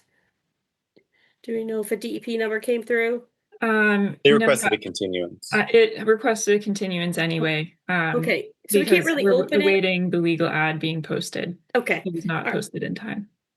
okay. All right, so we can't open it, but we can still do, I guess, a motion to continue it? Yeah, I can put forward a Because motion. abutters were notified, I believe, of this hearing date, so we need Okay. to announce that it's continued, even though the legal ad is going to be for the next hearing date. Okay. At this Fair point. enough. Yeah, I'll put forward a motion to continue the hearing of NOI 307 without a number, but that is with respect to 76 You're breaking up. map 2446, and that this hearing will be continued until August 13th, our August 13th meeting. So for for Chris's benefit, Andrew, you cut out for a moment. It was that for 76 Parsonage Lane? 76 Parsonage Lane, Okay. map 24, lot 46. Okay, and do we have a second? I second the motion. And how do we vote? Jen DeCarlo, aye. Andrew Mulholland, aye. You're muted, Jane. Maureen Bresnahan, aye. Jane Wheeler, aye. Okay, great. So that's been continued to August 13th. We will see you at that meeting. Next on the agenda, it looks like we're going back to enforcement orders. Sorry for jumping around on you, Chris. This is the enforcement order for 38 Candlewood Drive. This is concerning a restoration plan. And it does have a twin here under, we have a request as well. So let's start with the enforcement order, if that makes sense. Is somebody here on behalf of that property? Hi, this is Brian and Christine Hardigan. Hi, thank you for your patience as we work through this schedule tonight. We appreciate it. No problem. No worries. Yeah, so I guess I can speak to this one briefly. So at the last meeting, we went through the restoration plan, but then the meeting got cut short right after, before we were able to take a vote on it. So the restoration plan had been submitted after I had issued a violation notice on the recommendation of the commission. We had Williams and Sparage's representatives that presented that plan at our last meeting. I had visited the site with them to take a look at the restoration area and talk about the plan. So we discussed the plan for removing the fill that was behind the fence and revegetating that area. It was on like a steep slope behind their yard. And at the June meeting, we discussed requiring erosion controls at the base of the slope, requiring the excavator to remove the debris from above, or by hand if necessary, limiting disturbance to the tree root zones during the work, seeding the area with a shade-tolerant native seed mix and straw mulch, properly disposing of invasives, putting conservation markers on the fence, and removing the debris by this fall with 2 years of monitoring following that work. Jackie, could you pull up a plan just so that I can put a visual to I'm pretty sure I remember what it was, but I just want to make sure that I've got everything. And then I think Maureen was not present for this. So just want to make sure that she's comfortable with what we're discussing as well. Thanks. Okay, so I'll share my screen. Thank you. Actually, so my Zoom is not, like my Zoom screen is too tall and I can't see the bottom of it with this share screen. Oh, here it is. Okay, I fixed it somehow. I don't see anything share. Oh, there we go. Sorry. Okay. Thank you. So this is the photo of the landscaping debris. You can see the fence is up at the top of the slope. So this is in back behind that fence. We had this list of plants that would be planted there. A detail of how the work would be done.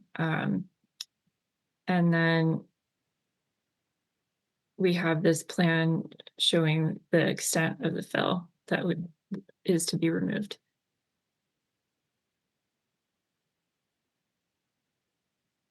So that's the green line is showing the edge of where the fill was or is. Right. And this is going to be done with machine. We already basically discussed this. We just couldn't vote on it. Yes, we right? just couldn't Okay. vote on it. Yep. This So is gonna be- they're planning to use an excavator, but if that becomes not possible, then they would have to do it by hand. Okay. Hopefully it can be done with the excavator, but it is a very steep slope, so I hope it can be done safely. They reassured me that they feel confident that they can do it from above, like reaching down and removing the fill. Yeah, the contractor we talked to, Breen Landscaping, is familiar with this and said that they could handle it with the machine. But if not, we will do it by hand. Yeah, I do remember that. I just wanted to make sure that I was remembering all the pieces correctly. Yeah, I mean, I think my only note last time was the addition of the like conservation markers on the there's going to be a permanent fence around the space, or there already is. So yeah, I think everything's good with me. Was there a specific number of conservation markers that you were thinking, or up to my discretion? I'm comfortable leaving it to your discretion. I mean, look, just roughly looking at this, I don't know, 3 is a rough number. I don't know, but I leave it to your discretion, Jackie. Okay, I think that makes sense. I can discuss placement.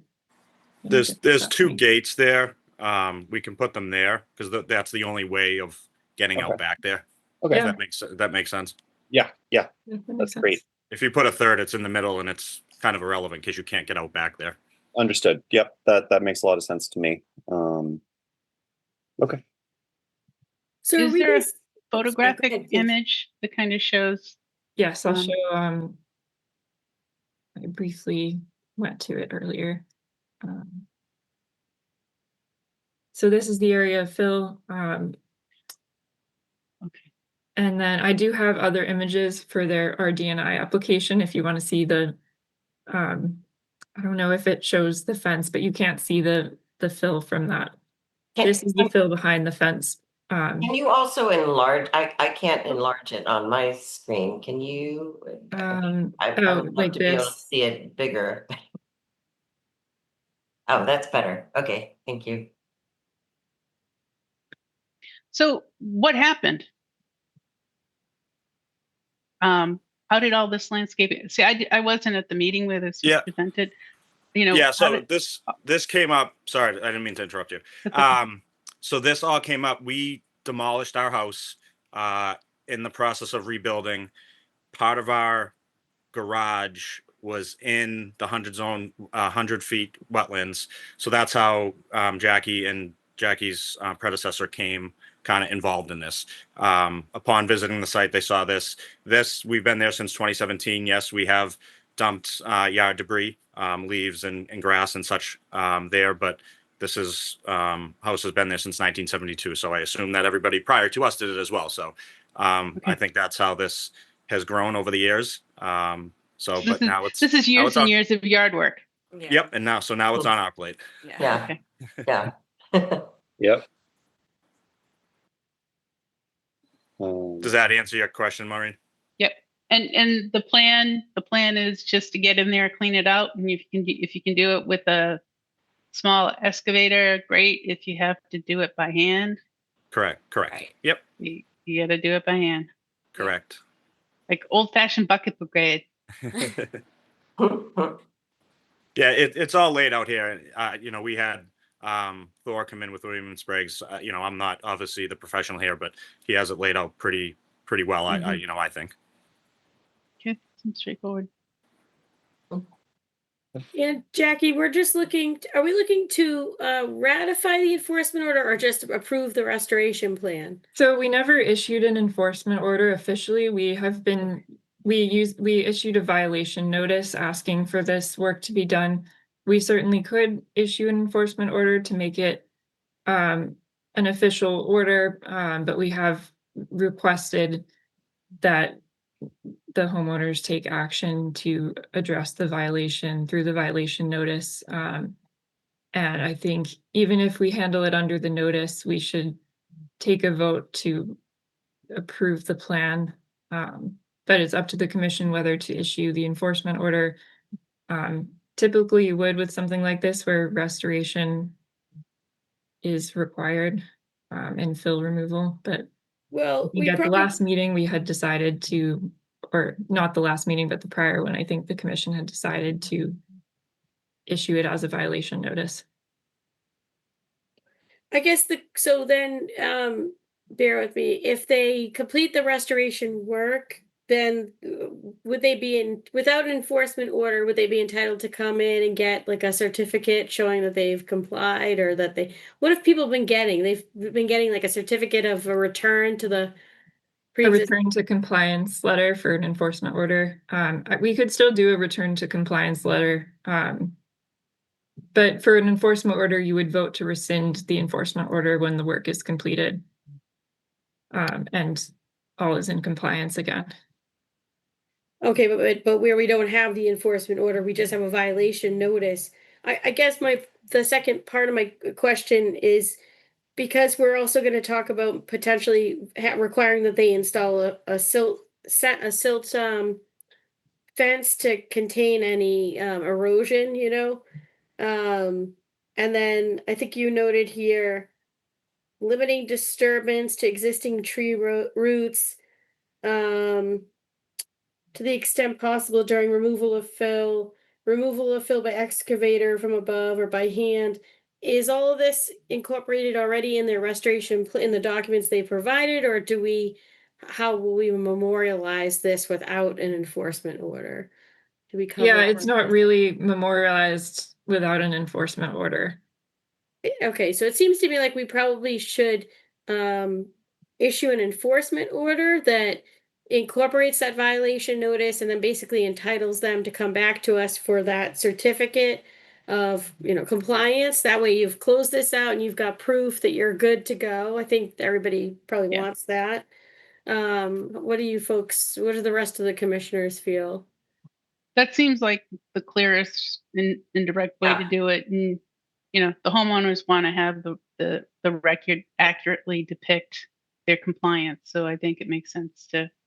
Yeah, my only comment Mhm. is limiting disturbance to the existing tree roots to the extent possible. That sounds really open-ended. How can we close-ended that a little bit? Because, anyone can say, oh, I did it to the extent possible. Yeah, I think part of that open-endedness of that was there's that one main tree, if Jackie showed that, goes down to that picture, and we don't know how deep this goes. Okay. So I think it was just kind of open-ended how deep we'll go. We're out. However, if we have to go a foot, we go a foot. If we have to go 10 feet, we have to go 10. Okay. You know what I mean? So I think that was the concern. We don't know what's under there. Okay. So I think that was kind of the issue there. Yeah, I think enforcing that will be sort of up to our judgment of whether they've sort of been reckless towards the trees in this removal of fill. But I think it's difficult to not interfere with the roots in some capacity because we don't know where Right. the No. roots are, and they're probably everywhere, the tree Yeah. roots. Understood. I just thought that, the open-endedness, but now that I understand it makes sense. Yeah, I think if we see like the trees have like markings from the excavator on the tree trunks, then it's obvious that that hasn't been complied with, and maybe some mitigation tree planting could be required at that Okay. point. But Yeah. Okay. And sorry, shoot, I lost my train of thought. Sorry about that. Oh no, I was thinking, so maybe before you remove the excavator, right, and you think you're done, maybe call Jackie and she could do like a post kind of restoration inspection and then say, hey, you're good to go on this based on my observations. Does that work, Jackie? yeah, that makes sense. Okay. Okay, so any other discussion from anyone? Are the commissioners comfortable with the concept of issuing an enforcement order in response to this that would encapsulate that violation notice? Sounds like we are. Okay. So it sounds to me like a motion would be to issue that enforcement order that reflects the violation notice and that includes those additional requirements concerning installation of some sort of erosion control, such as a silt fence around the area of work to prevent that, erosion from spilling down the hill, limiting the disturbance to the existing tree roots, to the extent possible, using the excavator, if feasible, and if not by hand, and then, reseeding the area with a shade tolerant mix, by the end of September, and then proper disposal of invasives and invasive plants, and then again 2 years of monitoring of the area just to ensure that the seed has taken root and that slope is stabilized. Is that doable for you, for the homeowners? Yeah, our concern with that timeline, we pushed it out that far was because of the heat and humidity and everything now not growing. Yeah. So yes, that works. Okay, all right. So any other discussion, commissioners? No. Do we have a motion? My internet has been pretty unstable, so I can do it. I just, if any of the other people would be able to do it, I just don't want to cut out in the middle of it. Why don't you Okay, go for it, Andrew? okay, perfect, Maureen, thanks. No, I said Andrew, go for it. Not I Oh. will. Okay. Oh, I'm sorry. mumbling. Okay. And then a second point, we need a motion to issue. We need a motion to issue the enforcement order, correct? Yeah, we do that all yes. as one, right? Issue the violation notice and that it will include these conditions. So we've already issued a violation notice. Right. So we can now just issue an enforcement order incorporating any requirements. Well, I think we can honestly just approve the restoration plan and then include all those conditions we discussed. I think that usually an enforcement order would be the next step after a violation notice to put in formal requirements. So I think that's all we need to do. Wow. The only But we don't question- have an enforcement order. Right. So this would be a vote to issue an enforcement order that approves the restoration plan that was submitted in response to the violation notice. Okay. I will attempt this. I will put forward a motion to issue an enforcement order for 38 Candlewood Drive. What's the wording I'll use there? With approving the restoration plan discussed at this meeting, with requiring a silt fence be installed at the limit of work, limiting disturbance to the existing tree roots to the extent possible during the removal of fill by excavator from above or by hand, that the fill be removed and the area seeded with native shade tolerant mix and straw mulch by the end of September, that's September 30th. Proper disposal of invasives, and then 2 years of monitoring to ensure the area has revegetated and the slope stabilized.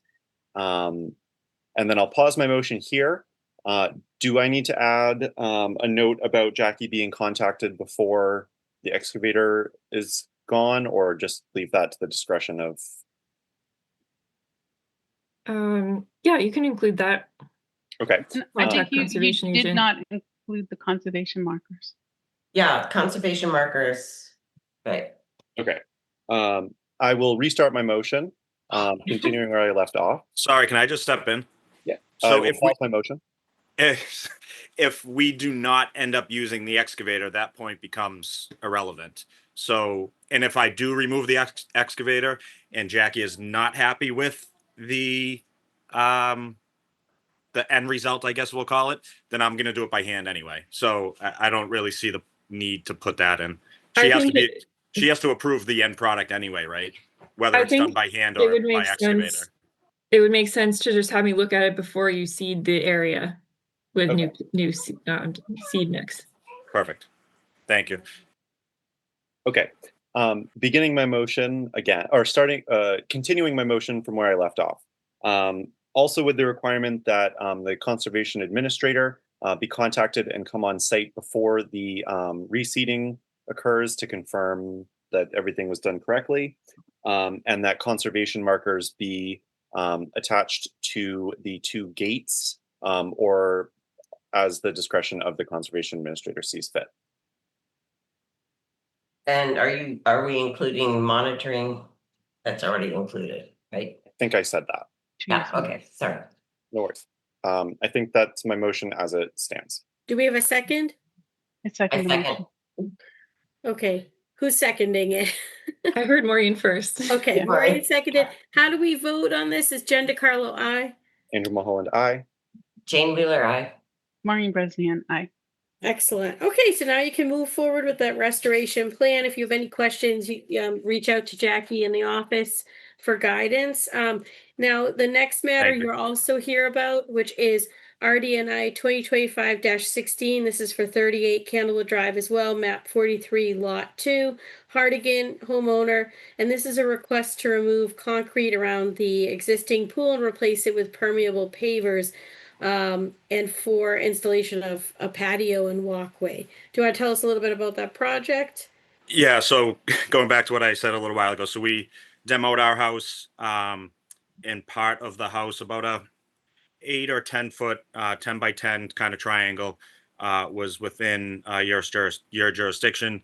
So that has since been removed. Our first RDNI that was done, I don't know, maybe 3-4 months ago, had all the stipulations in there that Jackie and I discussed.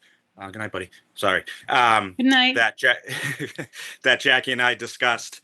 Sorry, no, I'm lost. Sorry, that the original RDNI that Jackie and I discussed was to get that back to, and I'm going to blank on the word, to back to habitable lands, I guess, grass. Yeah, compliance grass, or so that if Jackie can pull up some of the pictures that I sent to her, that area is still heavily under construction, as you can probably imagine. You'll see some of the house in the area in these pictures. While she, Sorry. Yep, this is the Yeah, plan, and then the pictures are over here, I think. Yep. Yep. So that's the pool, and that this is the area in discussion. That kind of area was where the old garage was that we took down, with the not the silt fence in there. So if sorry Jackie, can you go back to the plot plan? I can explain kind of what we're looking to do. Sorry. I don't know what just happened. And we just thought, while she's doing that, we just thought this was a good time because of the land disturbance, to do it all at once and not to do it multiple times. So as you can see in the top right, the in-ground pool, which is there, within those 2 green markings is poured concrete. Your jurisdiction is about, I'd say about a third of the entire patio. The entire concrete patio would be coming out, but your jurisdiction about a third.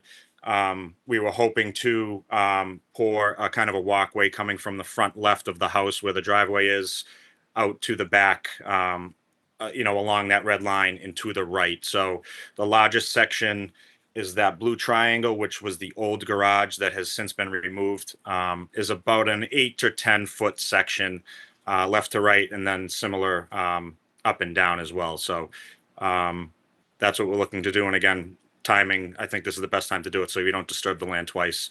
It's only disturbed that once.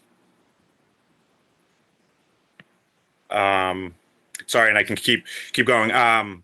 We would be using a local contractor, the Topsfields. He's done many jobs in town and is familiar with the permeable pavers. We would be going with a Teco block. It's a blue 60 smooth or blue 60 slate with potential Villaggio, which is just another name of another block there. So, yeah, that's what we're looking to do.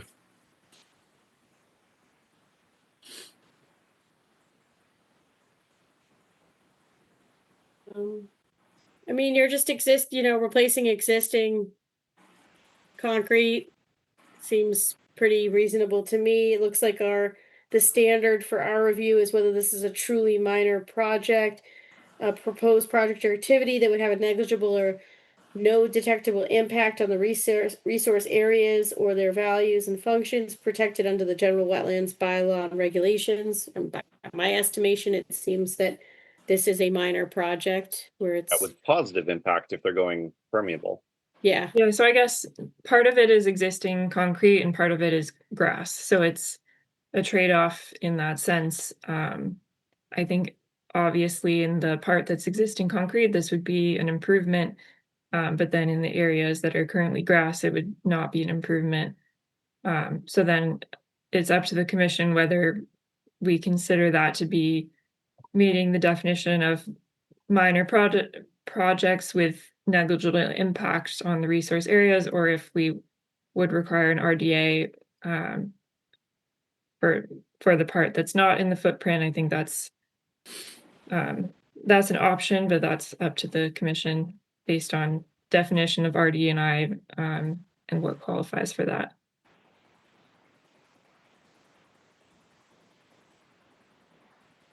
It still seems like a negligible impact to me. Yeah. Yeah. I see a note here about like how these get maintained to continue to be permeable.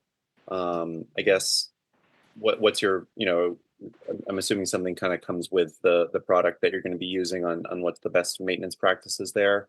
Yeah, What's they your plan? yeah, sorry. They have their recommendations on keeping it permeable, sweeping, vacuuming, things of that nature, just to not to disturb kind of I don't want to say grout lines, but I guess the grout lines in Pores. between, yeah, in between the pavers. And again, I'm not the professional here. We do have somebody coming in to install these. We're not doing it, so we'll obviously get a lot of insight from him. But their Techo Block does have a lot of recommendations and installation guidelines and all of that we'll follow.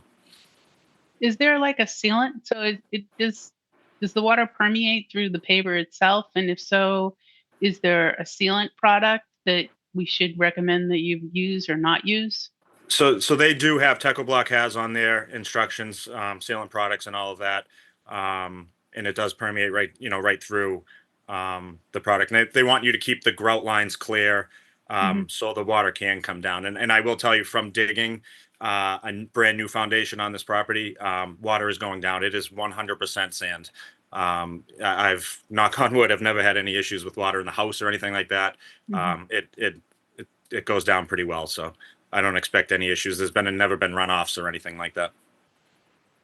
Yeah, so my understanding, I looked at a few of the example pavers that the applicants shared with me of options they were considering, and it seems like the permeability is in between the pavers where you leave a certain amount of Okay. gap, and they have to be installed in a specific way to achieve that. So we would just need to make sure that that the installers understand how to do that so that they are considered permeable. And we don't need to consider sealant versus no sealant as part of maintenance. Is that right, Jackie? So, what do you mean by sealant? Is that like the thing that goes in between the? No, like the pavers themselves. There are sealant, the block pavers themselves, they're sealant products. I'm not sure I'm familiar with that, with what that means. I think given that the permeability isn't coming from the paver, if they Right. were to seal it, it wouldn't make the area any less permeable because the permeability is coming from the space in between. So as long as Right. those Yes. are maintained, which we can, have basically a plan submitted to us on that those will be maintained as, clear, not grout lines, whatever they're actually formally called. I guess I'm not that worried about them sealing it because I don't think that's where that's coming from, but that's just my opinion. Yep. Yeah, I That think makes I see sense. what you mean. So this would just be on the pavers themselves, but then in between is where we're really concerned about. Mhm. Okay. Yeah. That makes sense to me. I mean, basically, looking, it looks like we're going from impervious to pervious around the pool, and then we're going from vegetated, Oh,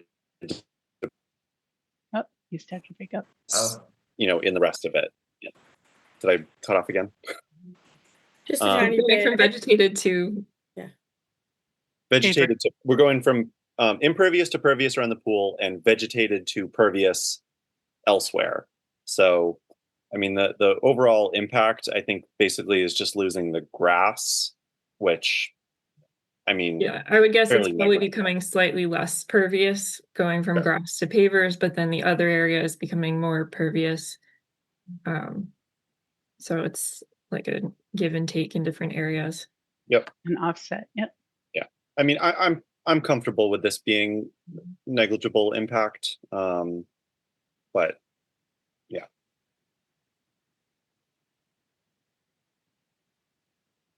Yeah, I am too.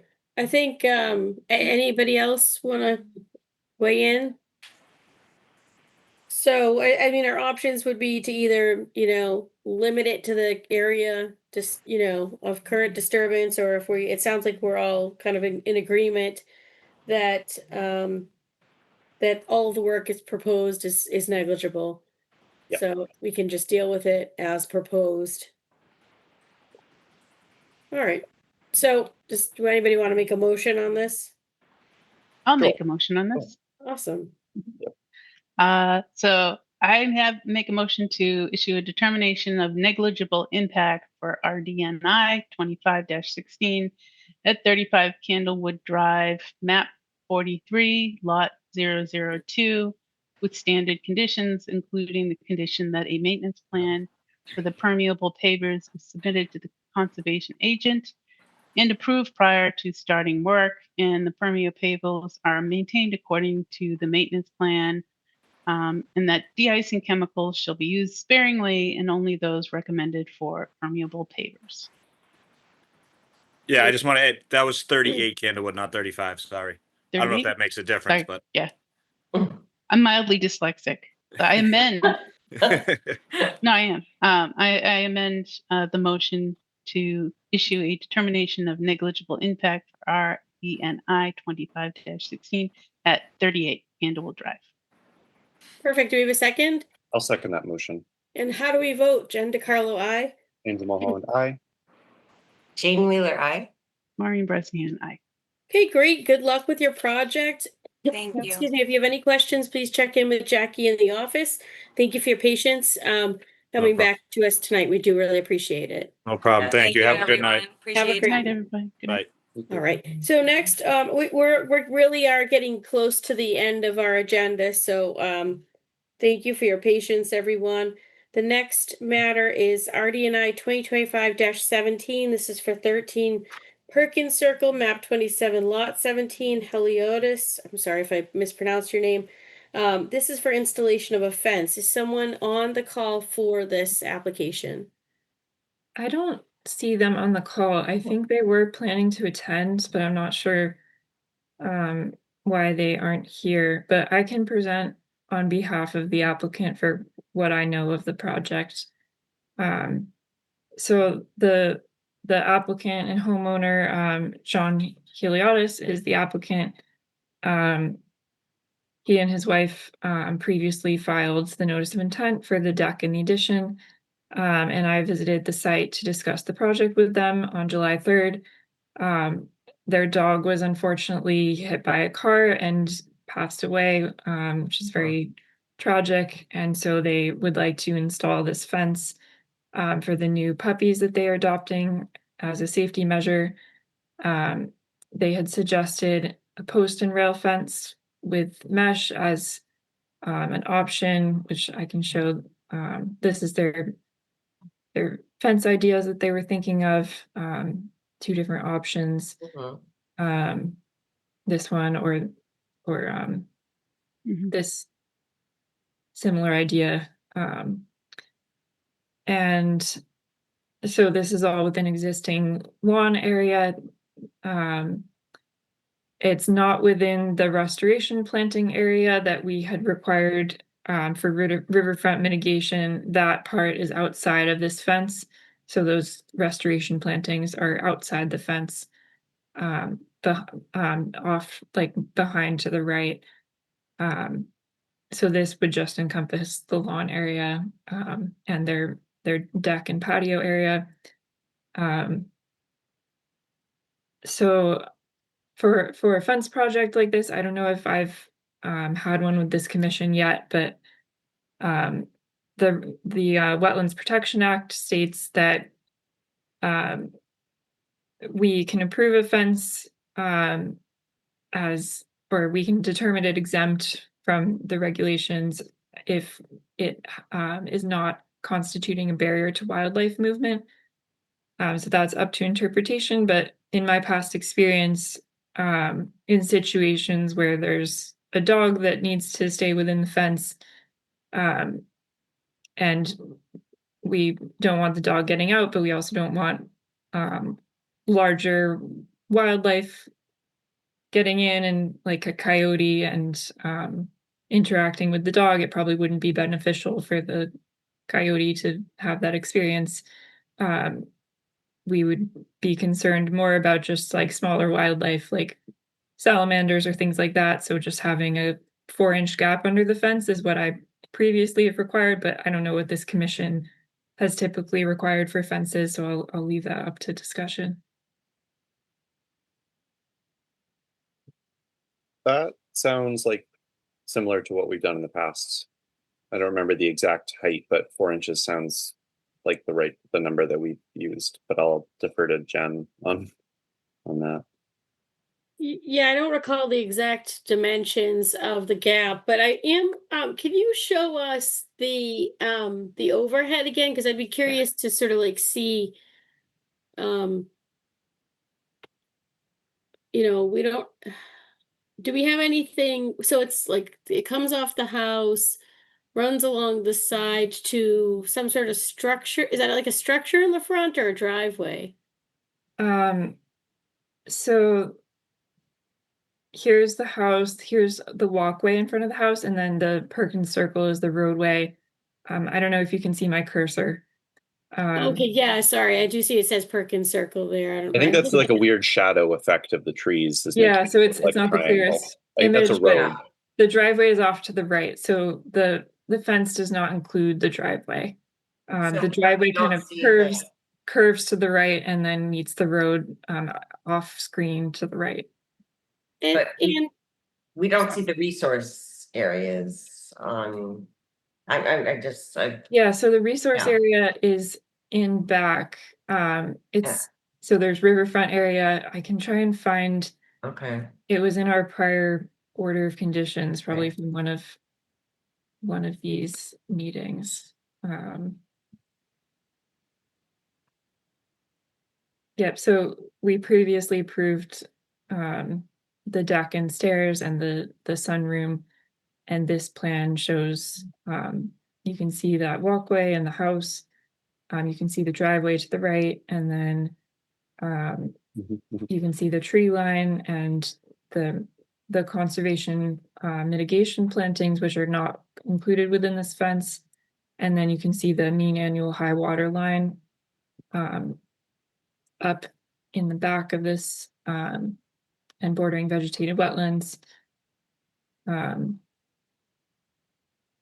so that line, Jackie, that was showing on the other image that came down to Perkins Circle, is that a line of the fence? Yes, so that was the fence, the proposed fence But location. it's weird because it comes down off what I'm talking about is the front corner of the house headed towards Perkins Circle. Yeah, it's so I not guess close. they were just continuing the fence along the property line towards Perkins Circle, but that part is not within our jurisdiction, I think. Or no, maybe it is, because it is a 200-foot. Yeah, I guess it is, because it's within 200 feet.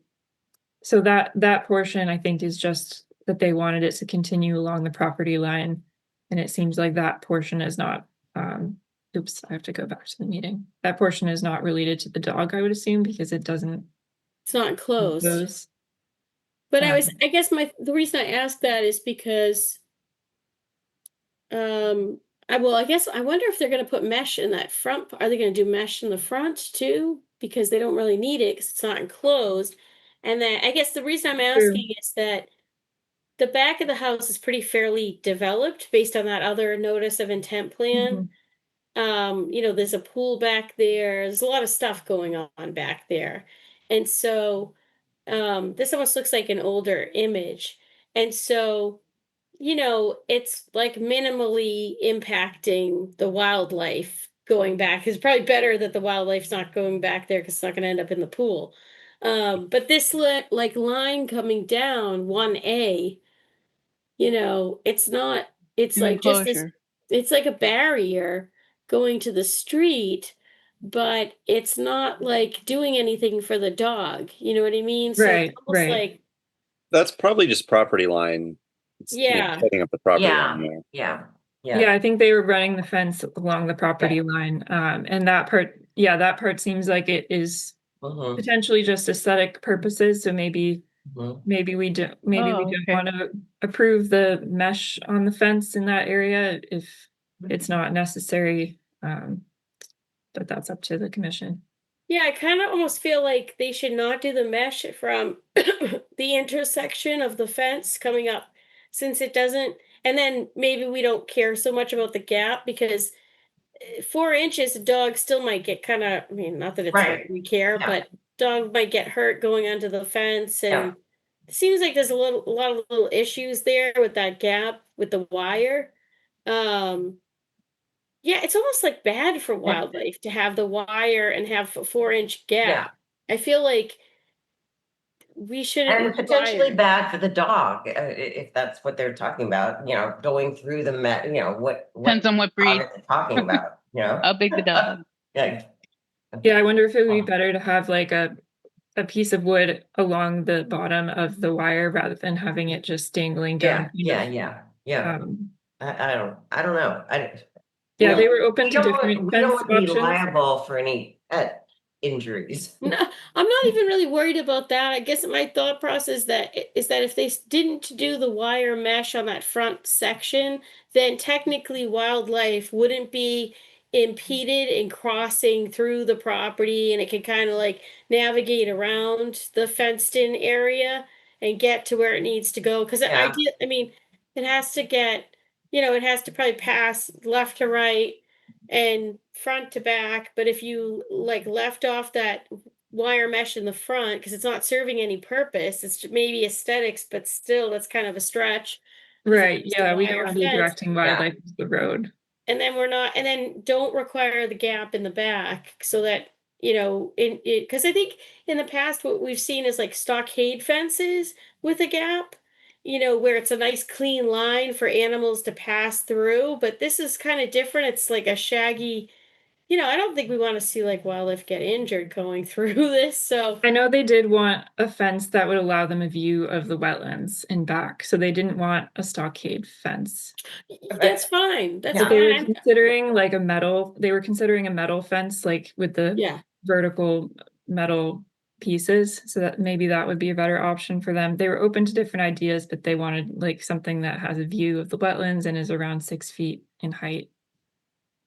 Yeah, I think my point is just that if they end up doing this fence, rather than require the gap in the back just because of this particular type of fence, I say don't, and the purpose for which they're putting it in, and then just that that front leg, the 1A leg at the intersection, no chicken wire or other, you know, like any of this screening, because it doesn't Yeah. serve any purpose. So are they, so are they digging in the screening? I guess I think we need the homeowner to weigh in on this. Yeah, I mean. You know, it this looks like we're getting this could into just, aesthetic like, choice, the aesthetic and design choices. Yeah, Yeah. I don't think we're going to be able to yeah. But I articulate would- a motion and vote. Right, I would think they would want something to stabilize that, you know, it looks like it's just like stuck in the ground as opposed to stabilized anyway.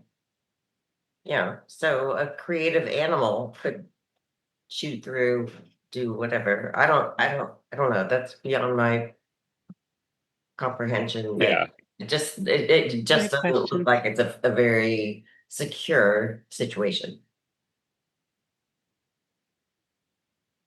Yeah, I mean, you mentioned that they were considering a metal fence as well. I mean, did they take that off the table, or is that something that's still, because that's think it's- different? I think they would be willing to do it. It seemed like they were willing to do a metal fence. That mesh fence was just one option that they presented, but I think they were agreeable to doing a metal fence. They just didn't want a stockade fence or like one of those white Yeah. fences.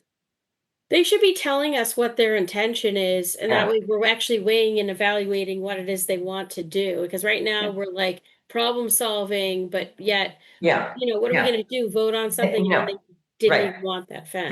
they should be problem solving and asking us to approve the problem, right? The Yeah. solution. Yeah, Yeah. yeah. So can we continue this, I think? Does that make sense to continue? I mean, I know it's minor and they probably want to get it done and that's probably why they didn't come, but like, um, let's just get it resolved quickly at the next meeting. Is everybody in agreement on that? Fine with me. Yes, Okay, so it sounds like the next meeting is what? It's August 13th. So does somebody want to make a motion to continue this to August 13th? I'll make a motion to continue RDNI 2025-17 for 13 Perkins Circle, map 27, lot 17, until our August 13th meeting. Seconded. And how do we vote? Jen DeCarlo, aye. Angel Mulholland, aye. Jane Wheeler, I. Maureen Bresnahan, aye. Okay, passes unanimously. So Jackie, will you just reach out to them and let them know, or have Sue reach out to them and let them know Yes. that it's, and also just, we want to get clarity on the fencing that they want. Yeah, and that they don't need the 4 inches space Mhm. in the back. Like that might give them more options on what they're comfortable doing. Yeah, so they don't in the back, but they do need gaps in the fence in the front, or preferably Preferably just post no. and rail, or Or even maybe no mesh on the portion that goes from Yep. that intersection point that Jen was pointing to. Yeah, because then the animals can go freely Right. at that Yeah, point. that's and- mesh free for If that it- that if it- run, and mesh just for the dog enclosure space. Yeah, Yeah, if it's low enough that, yeah. okay. Okay, all right, so did everybody have an opportunity to review the minutes for June 11th and June 18th? Good with me. I have, and they were very brief. Mhm. Are we in a position to take a vote on them? If not, don't stress. We can do it next time. They're very short, so. I do sort of need the June 18th ones because I need to provide the copy of the minutes for the signatory authorization. Can you just put them up on the screen then? Would that be possible? And then, like, if anybody didn't, it's literally, so just looking at this, who was here, who wasn't. The preamble, and then at that meeting, we went ahead and voted on all that large series of minutes, and then as it says here, and we approved those minutes, and then we took that vote on the signatory for, like, the bills and whatnot, so that I was voted as signatory, and Andrew is the secondary signatory right now, given that Dodds is not participating at the moment. And so, if there's a change, that's fine. And then there was also just a brief notation about some trainings, and then, we voted to close the hearing. Any questions? Having attended, I can tell you that accurately depicts what happened. All right, so do we have a motion? Why don't we to- look at the June 11th, so we just Sure. get that administrative task taken care of too. Smart. That's good.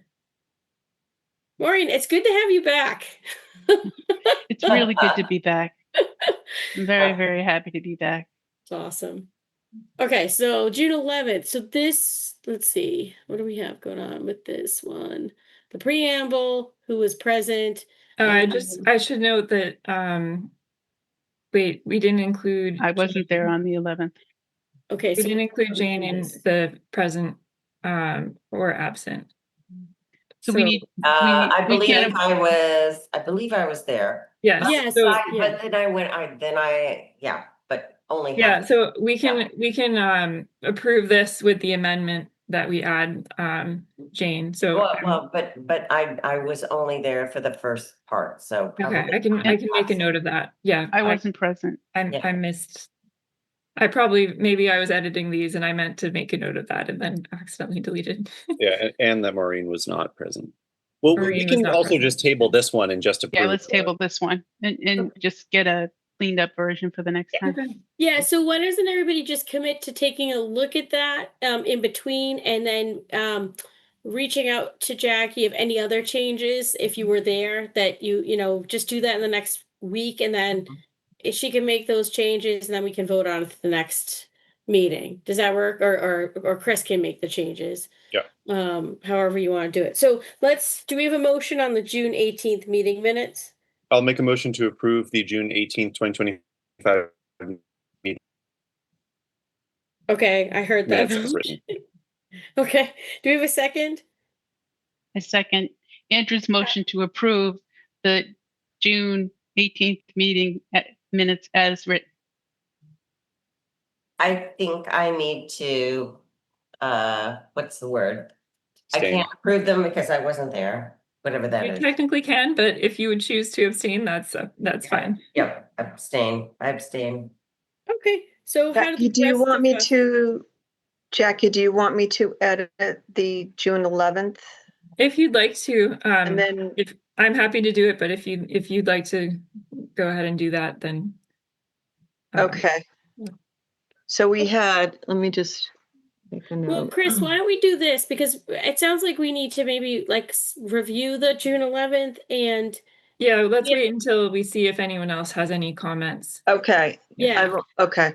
just So you know what then, if you guys are reviewing it and have comments, are they going to go to you, Jackie, most likely? Yes. Okay, so then I'll leave you to do that minor little switch with the names on it then. Then Yeah, we'll do it that I way. can do that. Okay. Yeah, it'll take me like 2 seconds to Yeah, change. the name. exactly. I don't Okay. wanna- and Yeah. I think we got off track with the June 18th. We were voting. So my understanding was yeah. Jane was abstaining. And how did everybody vote? I vote to approve them. Jen DeCarlo, aye. Andrew Mulholland, aye. Maureen Bresnahan, aye. Okay, so we've approved the June 18th meeting minutes and we'll table the June 11th to our next meeting. Do you need a motion to table them? No. Okay, perfect. All right, moving on. All right, I don't think there's anything to talk about in terms of other business unless I'm wrong about that, like bills, nothing like that. All right, that just kind of gets carried over. Okay, administrators report, and then this is our last thing. Yep. So I have a sustainability update. I'll stop my share. Just with what I've been working on with sustainability. So with the trash program rollout, it started on July 2nd with the new trash bins being collected and recycling bins. The ad hoc trash committee has been working on sustainability efforts and communication with the trash program. So we're letting everyone know that the second trash and recycling bins for those who need them are available for purchase at the local stores, Dawson's and Essex Co-op. If anyone needs a second trash bin, you can purchase a yearly sticker online and bring it to the store when you buy the bin. The second recycling bin is just a one-time fee that you buy the bin at the store. The town is providing free compost bins while supplies last to those who sign up for composting through the Black Earth Compost, which is a good alternative or addition to purchasing a second bin. We also have the video tutorials up on the website for how to make a rain barrel or a composter for your backyard out of an old trash bin. And we've also arranged a bulk donation of anyone who drops off old bins that are, we will sort them, whether they're in good condition to donate and provide good condition bins to a nonprofit who will distribute them for reuse in other communities. And then there's also an option to have your old bins picked up at the curb in August. Just getting that information out there to you all. So if you or your friends or neighbors have questions, we've been getting a lot of questions, especially Sue has been taking calls from residents. Yep. Have people been asking, like, why isn't there an option to have, like, use a second bin just at Christmas time? Like, So we a have lot an of option. people, can keep to the one bin, but, during the holidays, Yeah, there's so going to be overflow. And the option is we've been suggesting physical to drop off. people, so there is a physical drop off at G Mellows transfer station, so you can pay anytime you have extra trash that can't fit in your bins, like for a one-off event or something like that. You can, or anytime you want, you can just go to G Mellow and drop off your bags of trash for a fee. So that's a good measure if you don't need a second bin like the most of the time, but you might some of the time just you can go to the transfer station. The other thing is we have a cardboard drop off site in town if your cardboard won't fit in your recycling bin. Because that can be an issue cramming the cardboard boxes if you have like Amazon packages.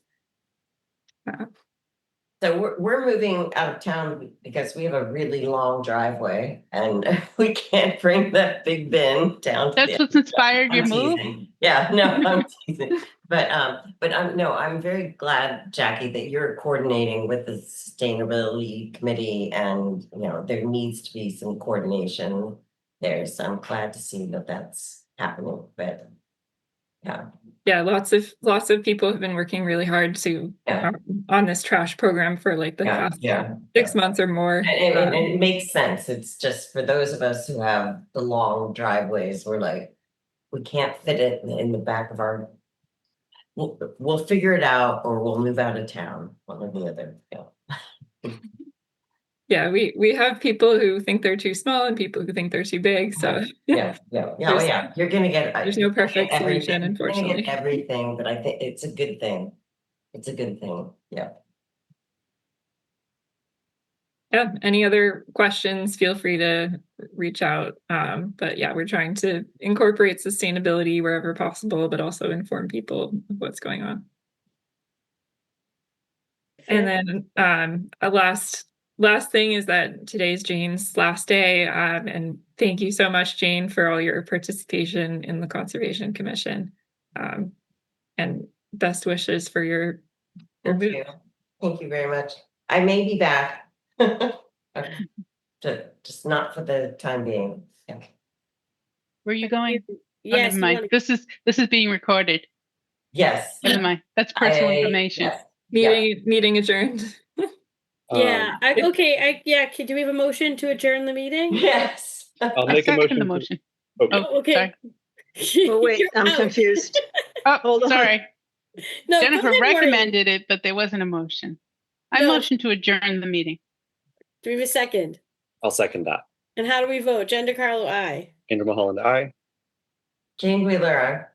Maureen Bresnahan, aye. All right, the meeting is adjourned at 9:32 p.m.